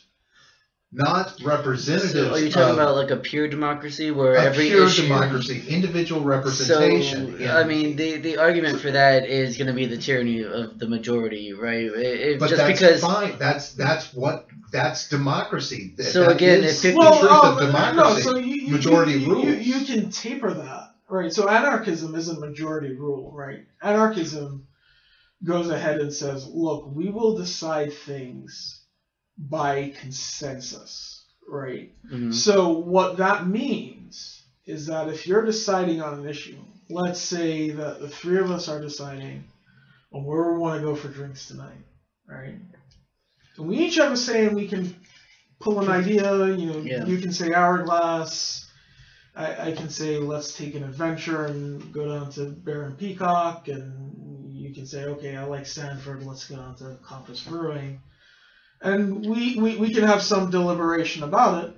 And after the deliberation, when we agree via consensus, well, let's say we agree via consensus to go to Hourglass because it's closer, and whatever arguments need to be made, you can walk home or do whatever. Yeah. Yada yada yada, and it's not too far. And I say fine. I might want to do something else, right? But after deliberation, we can come to an agreement, and we can say, sure, all right, this is where we want to go. Even though I might want to. But what about it's a very old analogy of the two wolves and a sheep deciding what's for dinner, right? How would that kind of work in an anarchist society? In that we decide that this person or this group of people need to be ostracized or even killed. You never know what a group will decide. Right. Well, that's a very good question. So when it comes to questions of enacting violence, right? Mm-hmm. What anarchists would say, and what would be illegitimate forms of, when it comes to the question of violence is. Mm-hmm. Say, for example, we can take base cases, right? So when Bush invaded Iraq under the pretext that it had weapons of mass destruction and decided to enact a preemptory strike, that is an illegitimate case. And I would agree with that. Right. That is so that that would be an illegitimate case. If you. But we're talking about democracy. Though at this point, or coming to a consensus through deliberation, right? Well, sure. So and majority rules is but that is majority. Consensus and majority rules are not like they're not mutually exclusive at all. Right. Majority rules is a consensus that if most of the people say yes, we're going to have to go along with it. Yes. No, it's not. I mean, it is. So how is it not? So how is it? So look at. Let's go back to our conversation about where we're getting drinks tonight. Each of us had like 3 different things. Now, during our deliberation, we might agree to put it to a vote, and we might say, look, the one that gets the most. Well, there's no choice but to put it to a vote. No, there's no choice. Outside of the 3 of us not going out, there's no choice. No, we have to decide one place amongst the 3 of us, so it comes to a vote. So voting is a part of the deliberation process. So you can vote and say deliberation, right? I can vote and say, okay, look, let's look at the argument, let's look at pros and cons, and we can agree on the pros and cons and decide. Sure. Hey, we can. So, like, I can say, okay, Hourglass is close. It's within walking distance. So, if we get canned, nobody has to Of course, drive home. but And, that means as opposed to voting is a natural progression of the deliberation process. Right. no, we don't. To come to a decision, we have to make a decision, and that is going to require that all three of us finally say, yes, we're going to go 1, 2, or 3. No, we don't have. No, we could not decide, and then we'll all sit around all night discussing it. No, Which has happened in our group of friends plenty of times. What I'm saying is that we don't have to put it to a vote. I can say, look, let's provide reason, pro and con arguments. Through the Socratic method, you can convince someone of your argument. And let's agree to the pros and the cons, right? And say, okay. Go off of empirical data? Right, and just go off of empirical data and do that and decide what to do. We can put it to a vote. We can say, okay, look, these are the pros of going here, here, but that still doesn't answer the question, though, about the two wolves and the sheep analogy. Right. Right. So the two wolves and the sheep analogy. Right. Yeah. What's good for the group? Like, so yeah, for the most of the group, it might be a good thing to go to Hourglass. However, for someone else, it might not be. Even if it's like an 80-20 split, you still have that 20%. Will always be subjective.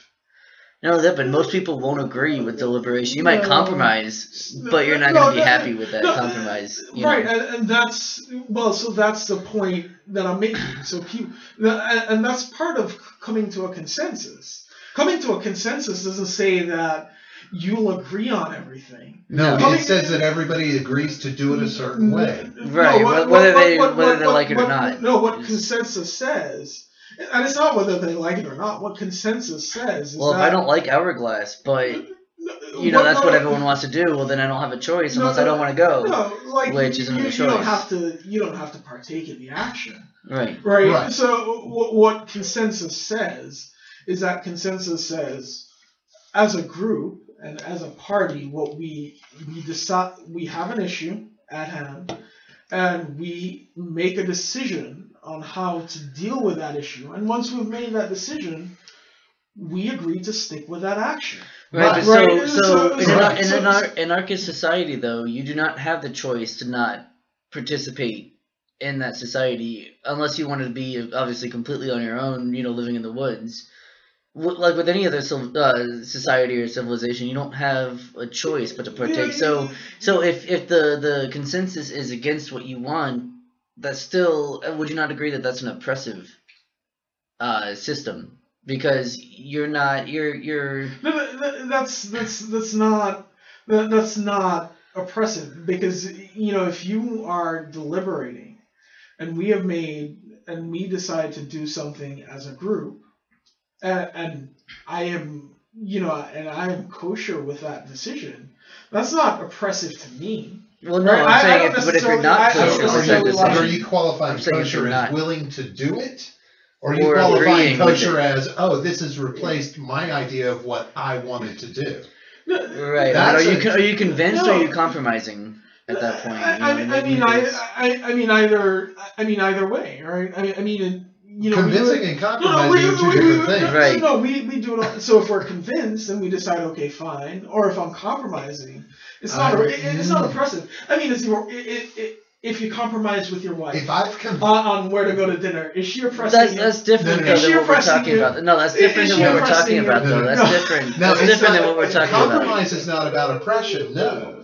But it can absolutely if you enter a vote on how to do something, you go in with the inherent understanding that the majority is going to rule, and that is going to be considered the consensus that we all live by. Right. A consensus could turn out this way, right? You could be deliberating, and the minority opinion might take hold, and people might that would become the majority decision. If the minority convinces the rest to abide by the decision, then that is a majority decision. And whether you say vote yay or nay, or whether you say, okay, which way are we going to do this? Let's deliberate. Yeah, and you can have an argument about it. But what's the end of deliberation? A decision to act, right? Right, the decision to act. And so everybody must agree to act in a certain way. Well, not everybody, but well, there should be a majority agreement in order to make a consensus. It doesn't have to be a majority agreement. Sure. It could be everybody agrees to act a certain way. But what if everybody doesn't agree and they usually don't. But they're expected to act with the consensus. No. So if you're in deliberation and people aren't agreeing, you haven't come to a consensus. Right. So what you're saying is that nothing is enacted unless everybody agrees to it. Are you talking about like a unanimous decision, or? So what would get done in this country alone if we asked 350 million people to agree on something, to agree on everything before we did anything? Lots of things would get done in this country. What would we get 350 million people to all agree on? Well, it wouldn't matter if everyone agreed, for example, right? I mean, look at issues on healthcare. The majority. I mean, this is a heavily polled. This is a heavily polled country, right? And you never get 100% consensus on anything. No. Well, no. Let him finish though. Yeah, this is a heavily polled country, right? So the country has a consensus on how we are to deal with healthcare, right? And the country thinks that the expansion of Medicare and Medicaid is a viable option. The country thinks that the government should negotiate with pharmaceutical companies to lower the cost of drugs. I mean, people in the country have been clamoring for it. Sure. Clamoring for it since the 80s. But a consensus, by the definition that you're using for a consensus, it's a consensus of the whole. To make a move, and even polls are weighted by where they're done, by who is asked, and how. Because if they went into a pharmaceutical company and asked 100 people about healthcare and Medicaid and expansion, what are they going to find out? If they ask pharmaceutical CEOs, well, first of all, not even that. But how the question is asked is important as well. That's true. And in this context, right? In the healthcare context, to do it justice, I actually investigated the polls, right? And when it comes to the expansion of Medicare and Medicaid, I mean, the country is basically unanimous, right, with that. I mean, an expansion is agreed. No, they are. They are when it comes to, if you ask them, would you like a Canadian-style model healthcare system, right? It drops, right? And if you ask them if you like a socialized system like that of Norway or Denmark, right? I mean, it's almost nil, right? It's like nada, right? It's not even. It's substantial, but it's not necessarily significant, right? So yeah, I mean, people have asked that question in certain ways, right? Sure, and it depends on how you ask that question, and again, who you ask the question to, and where you ask the question that's going to throw polls out the window. If you ask a pharmaceutical company, hey, should we modify patents? And if you ask a pharmaceutical CEO, should we modify patents? Right. And how they work, and should we pay you based on how you lower an epidemic instead of paying you? Sure, they're not going to be on board. Right, they're not going to be on board. But if you talk to people who, if you talk to the general population would say, yeah. So, that's a good thing. But from that standpoint, you can't get a consensus of the United States. The only way to truly enact something along those lines is to look for a vote from the individual representation of each citizen to enact a voice that is louder than the 1% to 5% that carry more voice because they have the money. Even if you do voting, right? Look at how many people go and vote, and they vote for things. This happens all the time. They vote for amendments because they're like improperly worded. Hold on. Sure. And they right. And nobody's saying there Right. shouldn't be a deliberation period before you have the opportunity, because it is your responsibility as a citizen Yeah. to understand what's put before you and put a vote out there.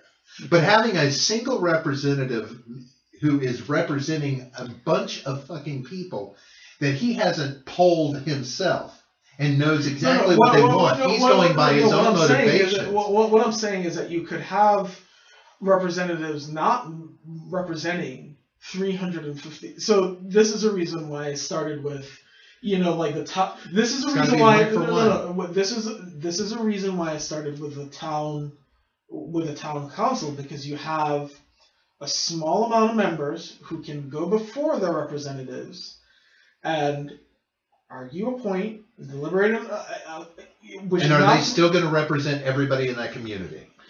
So, yeah, I mean, But do you want someone? Consensus But does, if, yeah. it's, I but mean, if if you're you- calling that it- consensus, and it- that's it- not so, a consensus. yeah, If so you let's- decide- if you decide how to act, let's say for whatever So- for a hypothetical, let's say that this council is made up of a bunch of super far right people, right? And so is Because it's a religiously motivated. let's say 60% of the town is the same way, which is why, of course, these people were elected to their positions, because they represented the majority of.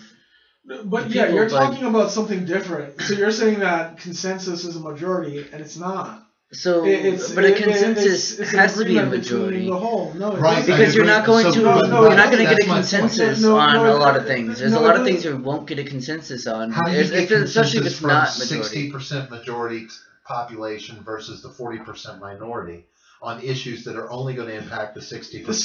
So you do that through, again, deliberation, right? Mhm. And you can decide where, okay, if you're deliberating and nobody is coming to a consensus, right? People can decide and say, okay, look, you make a compromise here, we make a compromise here. You give us something, we give you something, and we come to an agreement, and we decide that this is how we're going to act to resolve this issue, right?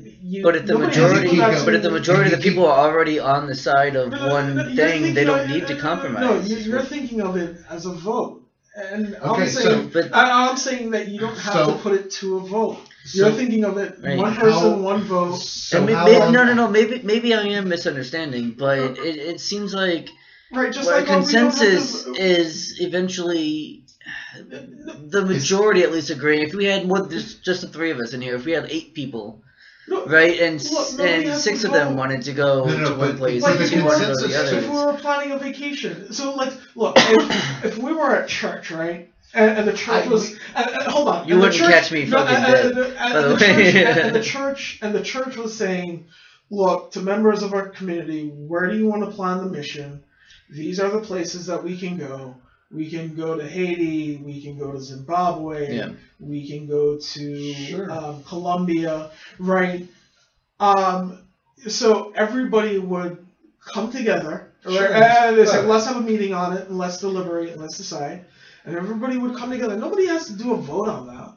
I mean, people could just make arguments and say, okay, like this, that, and the other, and they could say, all right, we'll make a decision and stick with the decision. But what's the point of making the arguments, though? What is the point of it? The point of it is to convince people, and that's okay. Right, It's like if but I why would plan- you convince people if you If weren't I- going to? You don't have to necessarily have a yay or nay vote, but a consensus is still going to be the majority opinion, It's not. It's which not you can majority. get without deliberation. You can get a vote, and get the opinion, but. Okay, yeah, so you can get a vote into the opinion.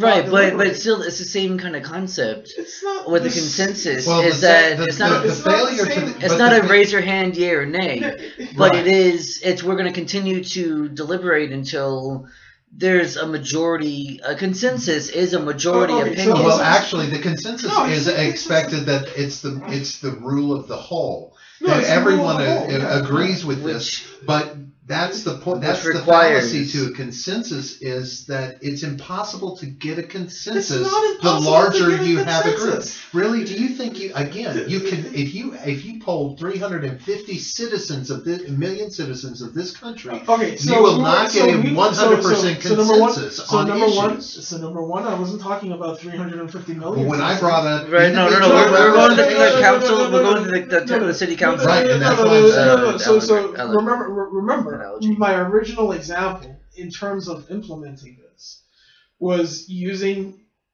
exploiting United States federalism, right? Not, representative democracy. And what I said was that so let's say you have, like a town here, and your town has 10 people. Right. Right? And then your representative of the city council, okay, they have, like something like 6 people, right? And the town I says, understand how it right, works. and the town of 10 people, they come together and they say, okay, how are we going to deal with mental health issues Right. in the community? Because we have a serious mental health problem. We need to get there. We need Right. to tackle it. Right. And they come up with some principles, and they agree, and they Right. say, okay, one of the things what we want to do is we want to get the professional police out of mental health. Let's go to our city council, and they'll go to the city council and they say, look, we have quote unquote made a deliberation. We've decided to act in this way. Yada yada yada. City council of 6 people or so discuss it among themselves. They come to the same Right. thing, and then they go up to the Right. county. So in the community of 10, etc. everyone had a voice, Right. and then they sent somebody over to the group of 6, and And they they all have have a a voice. All had a voice. Right. Right. Which is So not all necessarily voices were representative of listened the to. people. Right. 350 million citizens in this country. That's what I'm saying. We need to be able to listen to all those voices. Basically, I think and you're you trying to will say never get a how- consensus off. I think that. what you're trying to say, Robert, is how to implement that policy on a large scale, on not Okay, just so there's 10 people or 20 so there's people or some whatever. things. So there's some things, and that's the beauty about the United States, and that's the beauty of the federalist government. So there's some things that people may want to implement on a large scale, and there's some things that people might want to implement on a local or communal scale. Yeah. Right, which is why Right. the Constitution allows for, hey, To vote. not to vote, To vote. but it allows that the states can make decisions, To vote. right, and make their own By laws, vote. right? Not necessarily, and make their own laws and stuff, Right, right? by a vote. It's a legislative vote that's a representation of the people in the state. In theory, it is. In In theory, theory. That's in the theory, purpose of it, yeah, but that's that the is function of purpose. it, right? That is the Right, purpose but- of And it. it all comes down to a vote of a representative situation. And I'm Yeah. saying that it needs to be we are at a point where we can have these things much more granular in our society, to where we do have the ability for all of us to have a say in all sorts of legislation, whether on the local level or at the federal level, and thus carry a majority vote. So I want to interrupt real quick. I know we're getting into it, but we're running short on time. So can we move on? Let's move on to the next. Oh yeah, sure. The next Okay, thing. so Yeah. I was gonna ask you this, and this kind of goes back to something we've touched on with some of the other communist systems, but power, even in a communist anarchist system, is almost impossible to make that irrelevant. Because we have basic human nature. People have this desire to achieve power and gain power. And even if there's not a capitalist system in place, there are still going to be people that try and lead and take power and take control. And by doing so, regulate and step on and oppress those underneath them. So, we've seen how it doesn't work. Is it possible to work and not let power corrupt? So one of the interesting things about anarchism is that it doesn't say that power is irrelevant. Right. What it argues against is really the concentration of power. And what it says is that power should be, this is often this follows from the second principle that everyone should have a say in decisions insofar as those decisions affect them. So is real that quick, power before we continue, are there any kind of like anarchist authors that you might recommend for people out there to read? Yeah, so get a better idea. Yeah, a good one is Kropotkin. Okay, Peter Peter Kropotkin. Sorry. Yeah. It is a very good one. And Mikhail Bakunin is another one. Mm-hmm. But yeah. So yeah, sorry. Go ahead. Just go ahead and answer the question. What anarchists say is that, look, what we want is for power to be diffuse, right? So that, and it says that by that second principle where it says, look, people should be allowed to make decisions insofar as it impacts them, right? Mm-hmm. How oppression and exploitation occurs, right, is really when people don't have a say in those decisions, right? Mm-hmm. So, I mean, that was the entire issue with slavery, right? The purpose of chattel slavery in the United States was to remove political, economic, and the bodily autonomy of African Americans. Sure. Right. So they didn't have a say in the decisions that affected them. Yeah. Right? So absolutely. the families could be split apart, which happened quite a bit. They didn't have a say. They didn't have power. Right. So what anarchists say is that, look, if you're taking power, right, or if you have a situation where power is concentrated, you have to provide an argument for it as to why you should have it. If you can't provide an argument, you shouldn't have it. And it looks at power in the realm of decisions, right? So it says, look, people should have power and have a say in decisions that does that not allow for a particularly charismatic person to convince people that they have a legitimate, claim to power, whether they actually do or not? All it takes is a particularly charismatic person. Well, again, this is also the beauty of anarchism. I'm not saying that it won't solve every problem, and there certainly are serious problems that it sort of needs to look at, right? There are figures in the anarchist community who are really horrible people. Like, they say stuff like, yeah, there shouldn't be like laws against rape or child rape or something like that. Well, most of the time I hear arguments for there should be no laws at all. It's which is not like let's take specific laws and get rid of them. It's all laws, from what my experience at least. Right. There's some people in the anarchist community, and I won't mention the person who's writing about it, but they're writing about some anarchist authors who argues for some really sick shit. I shouldn't be held accountable if I rape a child or something like that. Which is like completely, which is like your movement is completely problematic. But what anarchism is supposed to encourage, right, is that it is supposed to encourage a skepticism of authority, and I kind of tell people this all the time, right? So, I have my liberal friends who will tell me, what we need to do is that we need to organize and we need to get the Democrats in office.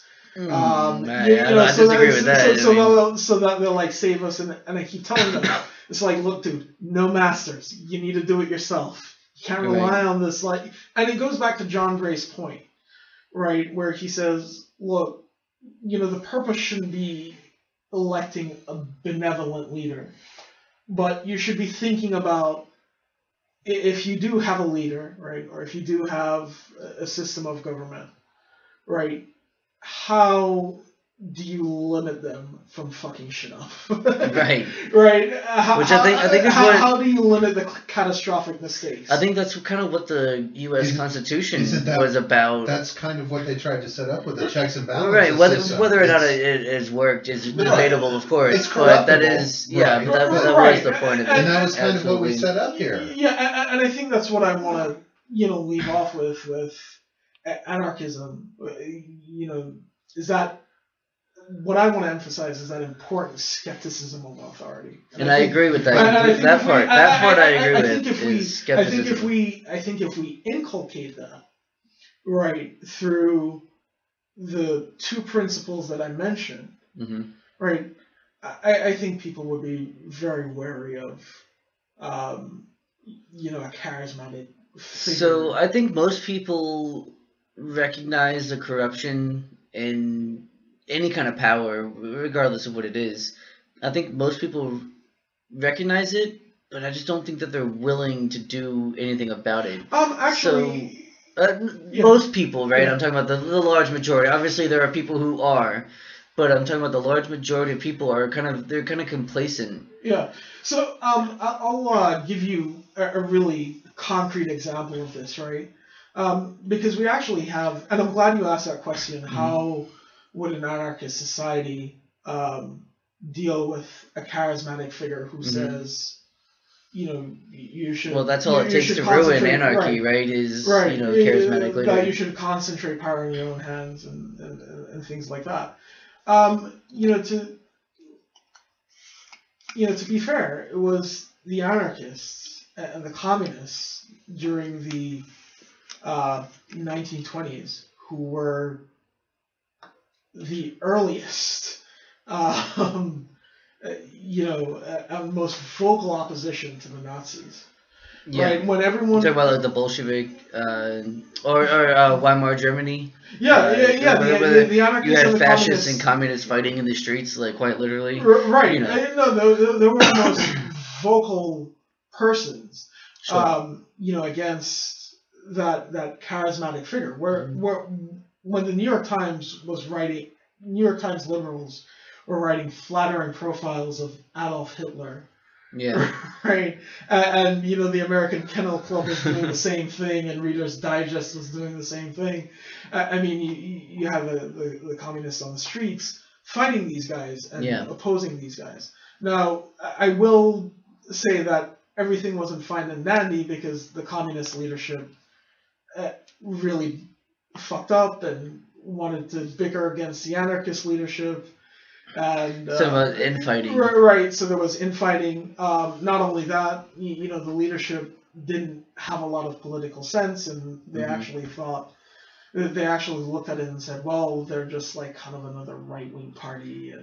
But the people, it was somewhat inspirational because these were the people in the low-level members, right, in the streets, who were the most vocal and earliest opposition, right, to a charismatic figure like, someone like Hitler, right? Mm-hmm. But see, my problem with skepticism of our of authority is when you talk about skepticism of authority, you break it down into every bit of authority to where we begin to distrust all authority. Which you should do, in my opinion. Yet, Absolutely. and this is the problem I have with most people in this country who want to buck authority, who want to complain against authority, who want to argue against government. That's the same people you ask to protect you every fucking day. I don't ask anybody to protect me. You want to live in this country? You want to have a military that protects our borders, that protects us in this world, that protects our interests, your interests, our interests across the board as a country. The things that we ask for from this government. That's outside. to protect us That's in this outside. world. That's outside We of the ask- individual's control. I have no We control ask- over you what the would military prefer to- does. But would you prefer the alternative, which is true anarchy and chaos that would ensue should there not be a governing body to control the masses, to protect the masses, and give you the opportunity to argue against them? Skepticism breeds mistrust, And in that mistrust and in that skepticism is where we really engender corruption and allows corruption to breed. So We need to put a government in place that is of the people as it should be, by the will of the people as it should be, with representatives in our government who are actually representing the best interests Right. of our people. So the point what But we to, did try to do to this, say this government is not good, I mean, that's the I- whole... No. Not that government so- cannot be good. No. but that Whoa, government, whoa. So that's not the anarchist position. right? The anarchist He- position. he's definitely- the anarchist position makes a distinction between the government and the state. What the anarchist position says is that the state and its monopoly on violence isn't good. When and you say isn't this, justifiable. define state, though. I mean, really define state, because who's in control of the state? Like any nation state, like Germany is a So the government is in control of the state. No, there Who's- are lots of people in control of the state. For example, corporations are. Which are controlling the government with money. Right, which. And the government makes right. the laws from a federal Right. standpoint that controls the state. Right, the representatives are in control of, in control of the state. The people Sure. are not, the people are not Exactly. in control of the state, right? But if you have, right, and this is what I'm saying, right? Anarchism is of the principle is that if you make that power diffuse and you give people that control, right, violence isn't concentrated in the state, right? So you abolish the state, you give people, diffuse power, right, or what have you. Sure. And the people govern and rule themselves. Sure. And there it is. That is the free will that you don't want your populace to have, to govern themselves. Do you really want do you want a populace that governs itself? I want my populace to govern. Just because you can govern yourself doesn't mean that this guy over here can. That's really not the point, We right? need to be regulated. And it doesn't matter whether or not, that's it's interesting you say that, right? Because, we don't give people the chance to practice democracy in their day-to-day lives. And then we go over here and we say, well, people don't, well, you might be able to govern yourself, but this person over here can't govern himself. And that's why we need representative government that is not really democratic. Right. So, like, you haven't given the people the opportunity to be democratic. Right. Right. It's like a muscle, right? So it's like, yeah, you haven't given them the opportunity to develop it. And then you say that, when I say, okay, well, we should have them develop it, then you say, but they shouldn't develop it because they're underdeveloped. So hang on. So one thing that I will give most of Western Europe, at least, credit on this, and something that I think that we should implement here is their policy of referendums, where they will send out, they'll say, hey, here's the issue, here are the choices, what do you think as a citizen? And they're not necessarily bound by the decision of the majority, but it gives them a large, it gives the voice of the people to the politicians. And so I think that's something that, because we don't get to do that here. What we get to do is you can email your congressman, you can, I really don't even know what else you can do, other than voting for people who at the most represent what you which believe. is why we need individual representation. Right, which a referendum would do. It would, you say, I vote for this, right, but without it being binding. The tyranny of the majority doesn't. And that's that's governing oneself, but you're relying on an authority. But it's coming to a enact consensus. It's coming to a consensus. Right. Yeah, I don't see. As I said, I don't see.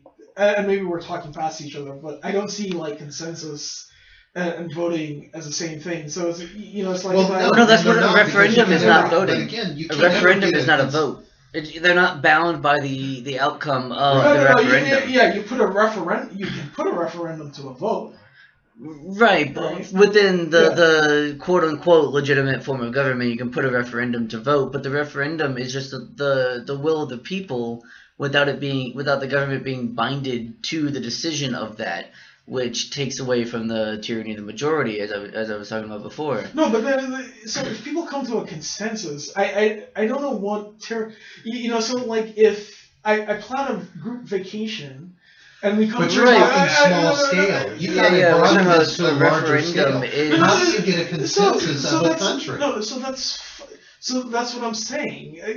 Like the thing is, and I think this is what you were missing with the argument that I was talking about with federalism, because what I said before is that I think that anarchism and communism are things that will work on small scales and will work best locally. Yeah. Right. Well, that's the only way it can work. So really. I'm already bitten.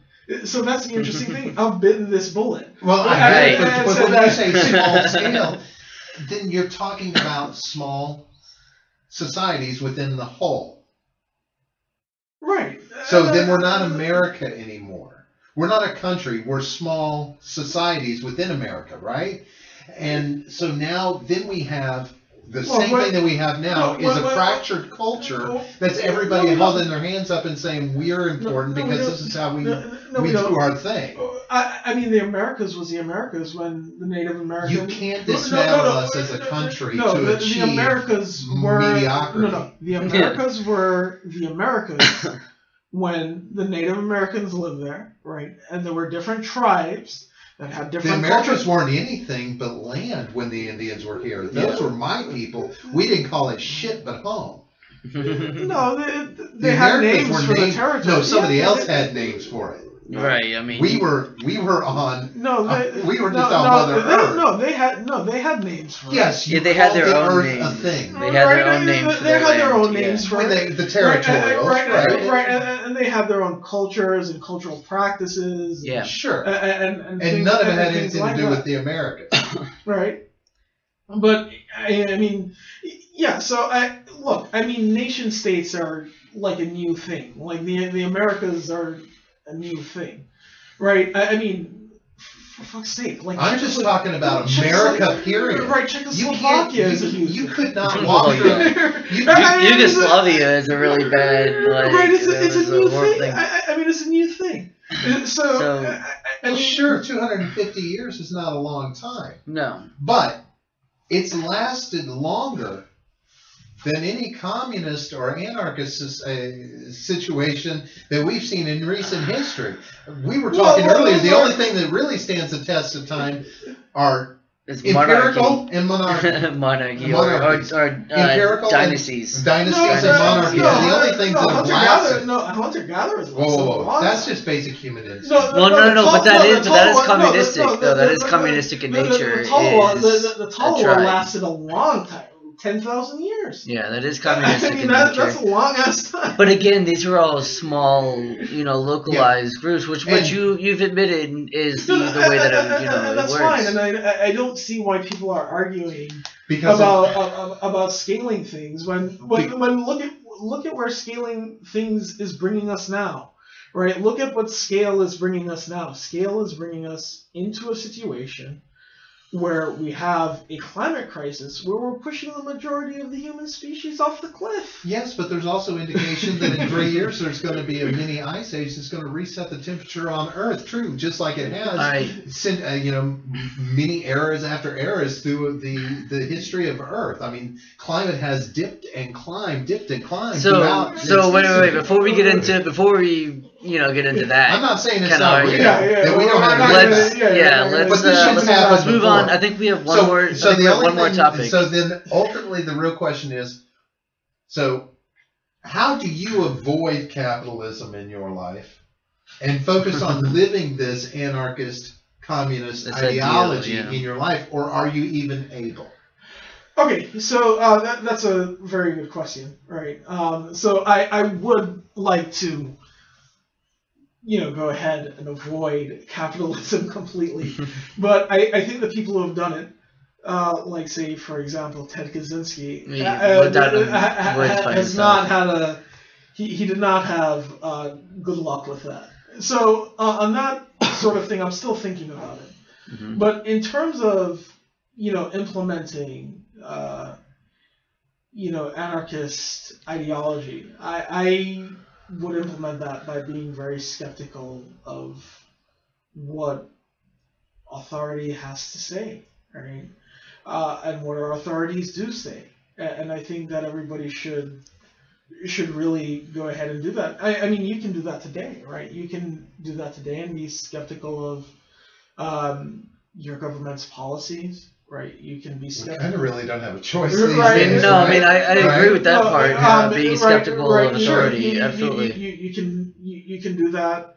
You can do that by being skeptical of your Right. news media that you're imbibing, and I mean critically skeptical, right? I don't mean a sort of skepticism that falls into sort of a trivialism where you can't act, but skeptical enough to go ahead and actually shift your perspectives on things. So Mhm. I would say to people that people need to get out there. But- they need to question the things that their government says. In terms of implementing it in a positive way, I mean, we need to organize. I mean, dude, talk to your neighbors. But so we're asking about you specifically as an individual. but yeah. What do you do to not only, I guess, promote the idea, Right. but what do you do, like you would expect, a Christian to live by the ideals No, of of course. Christianity. So I would expect the same thing of course. anybody. And I try to imbibe, libertarian ideals as Right. much as I can. Yeah, so I'm just asking what. So what I try to do is, what I do is that I question the things that my government says, right? Of course. And question the things that my government does, even though it gets me in a lot of trouble, like the Trump-Russia scandal.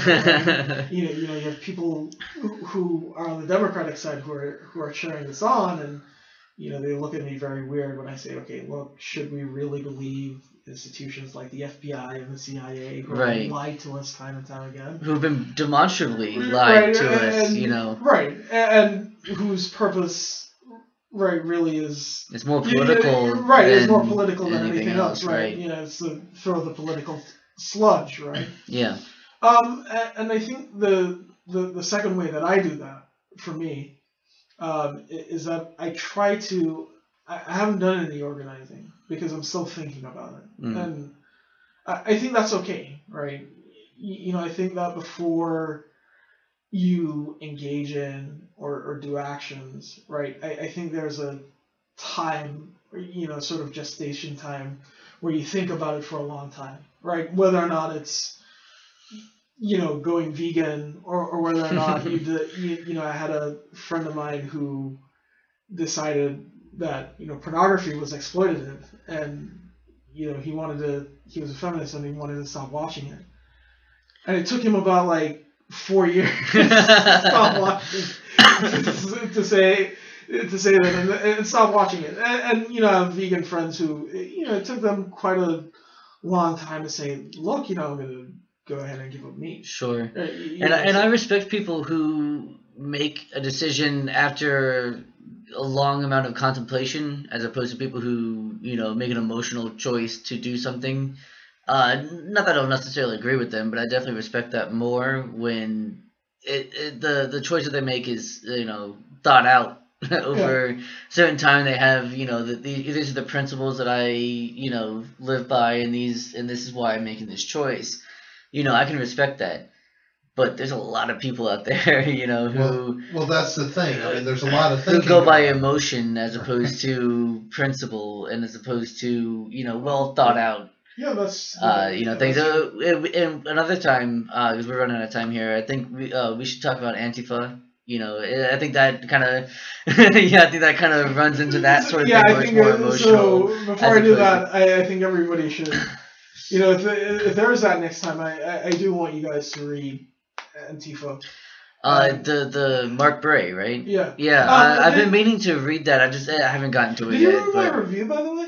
I did read the review. Yeah. What did you think of it? I don't remember exactly what it said. I Okay. can't remember off the top of my head. That was a couple months ago, right? So Yeah. I don't remember off the top of my head what it was, but No, that's definitely a book I'm interested in reading. I've just got to get through. Right now, I'm going through, like I said before, Kindly Inquisitors by Jonathan Rauch. Okay. And so I'll talk more about that once I finished it and had a chance to, really absorb the message. But so if we want to, end out the show real quick, if there's any last words you want to, you want to give. I want to hit you with one more question. Sure. Okay, let's Real do that. quick one. Let's And then you can have a closing statement real quick. We'll give you the final word. With your ideology, Yes. how does that impact your decision to or how you vote? Yeah, so actually I don't. Yeah, I saw that coming. I don't. I don't. And I'll tell you, I'll go ahead and tell you why, because I think that people can make a bigger difference than voting, right? And they can actually make, the society pretty much function like an anarchist one. So one of the examples that I like to give and I'm kind of thinking about is that I live in a subdivision, and one of the things that I want to do is that if I muster up the gonads to do it, and I'm actually get better at cooking, one of the things I want to do is that I want to teach my neighborhood how to cook.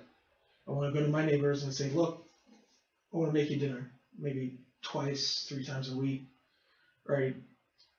And I want to do that for 18 months, and I want to teach you how to cook so that you don't have to rely on, say, something like fast food restaurants. Yeah.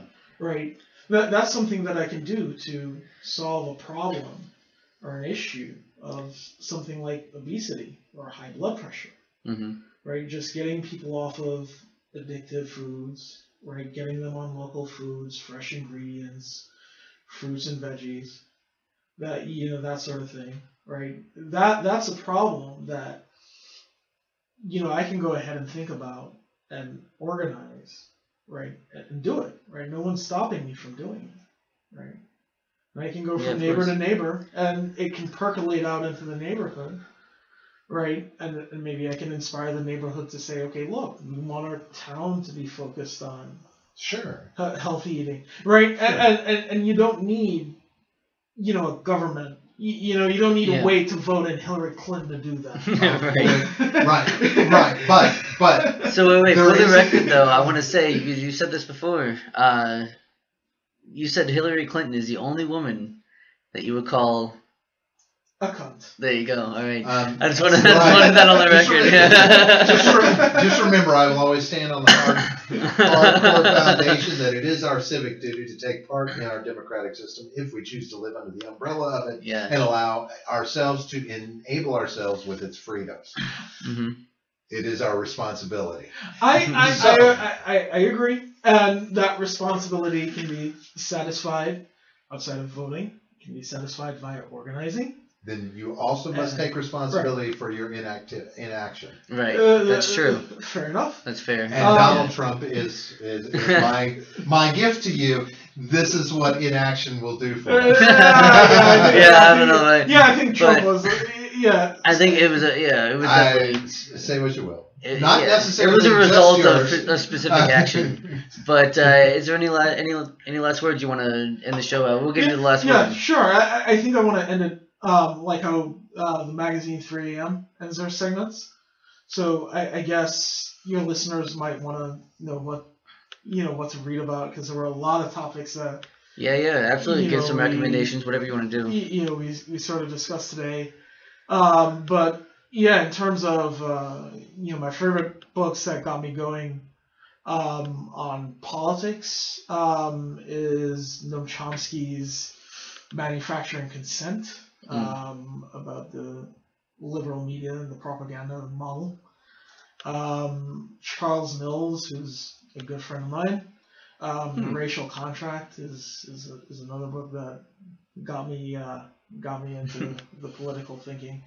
And I have to mention John Gray's Black Mass, Death of Utopia, and the Rise of Apocalyptic Religion. Those are 3 good books that I would recommend to anyone any day. So if All you right. want to get started on some of these topics.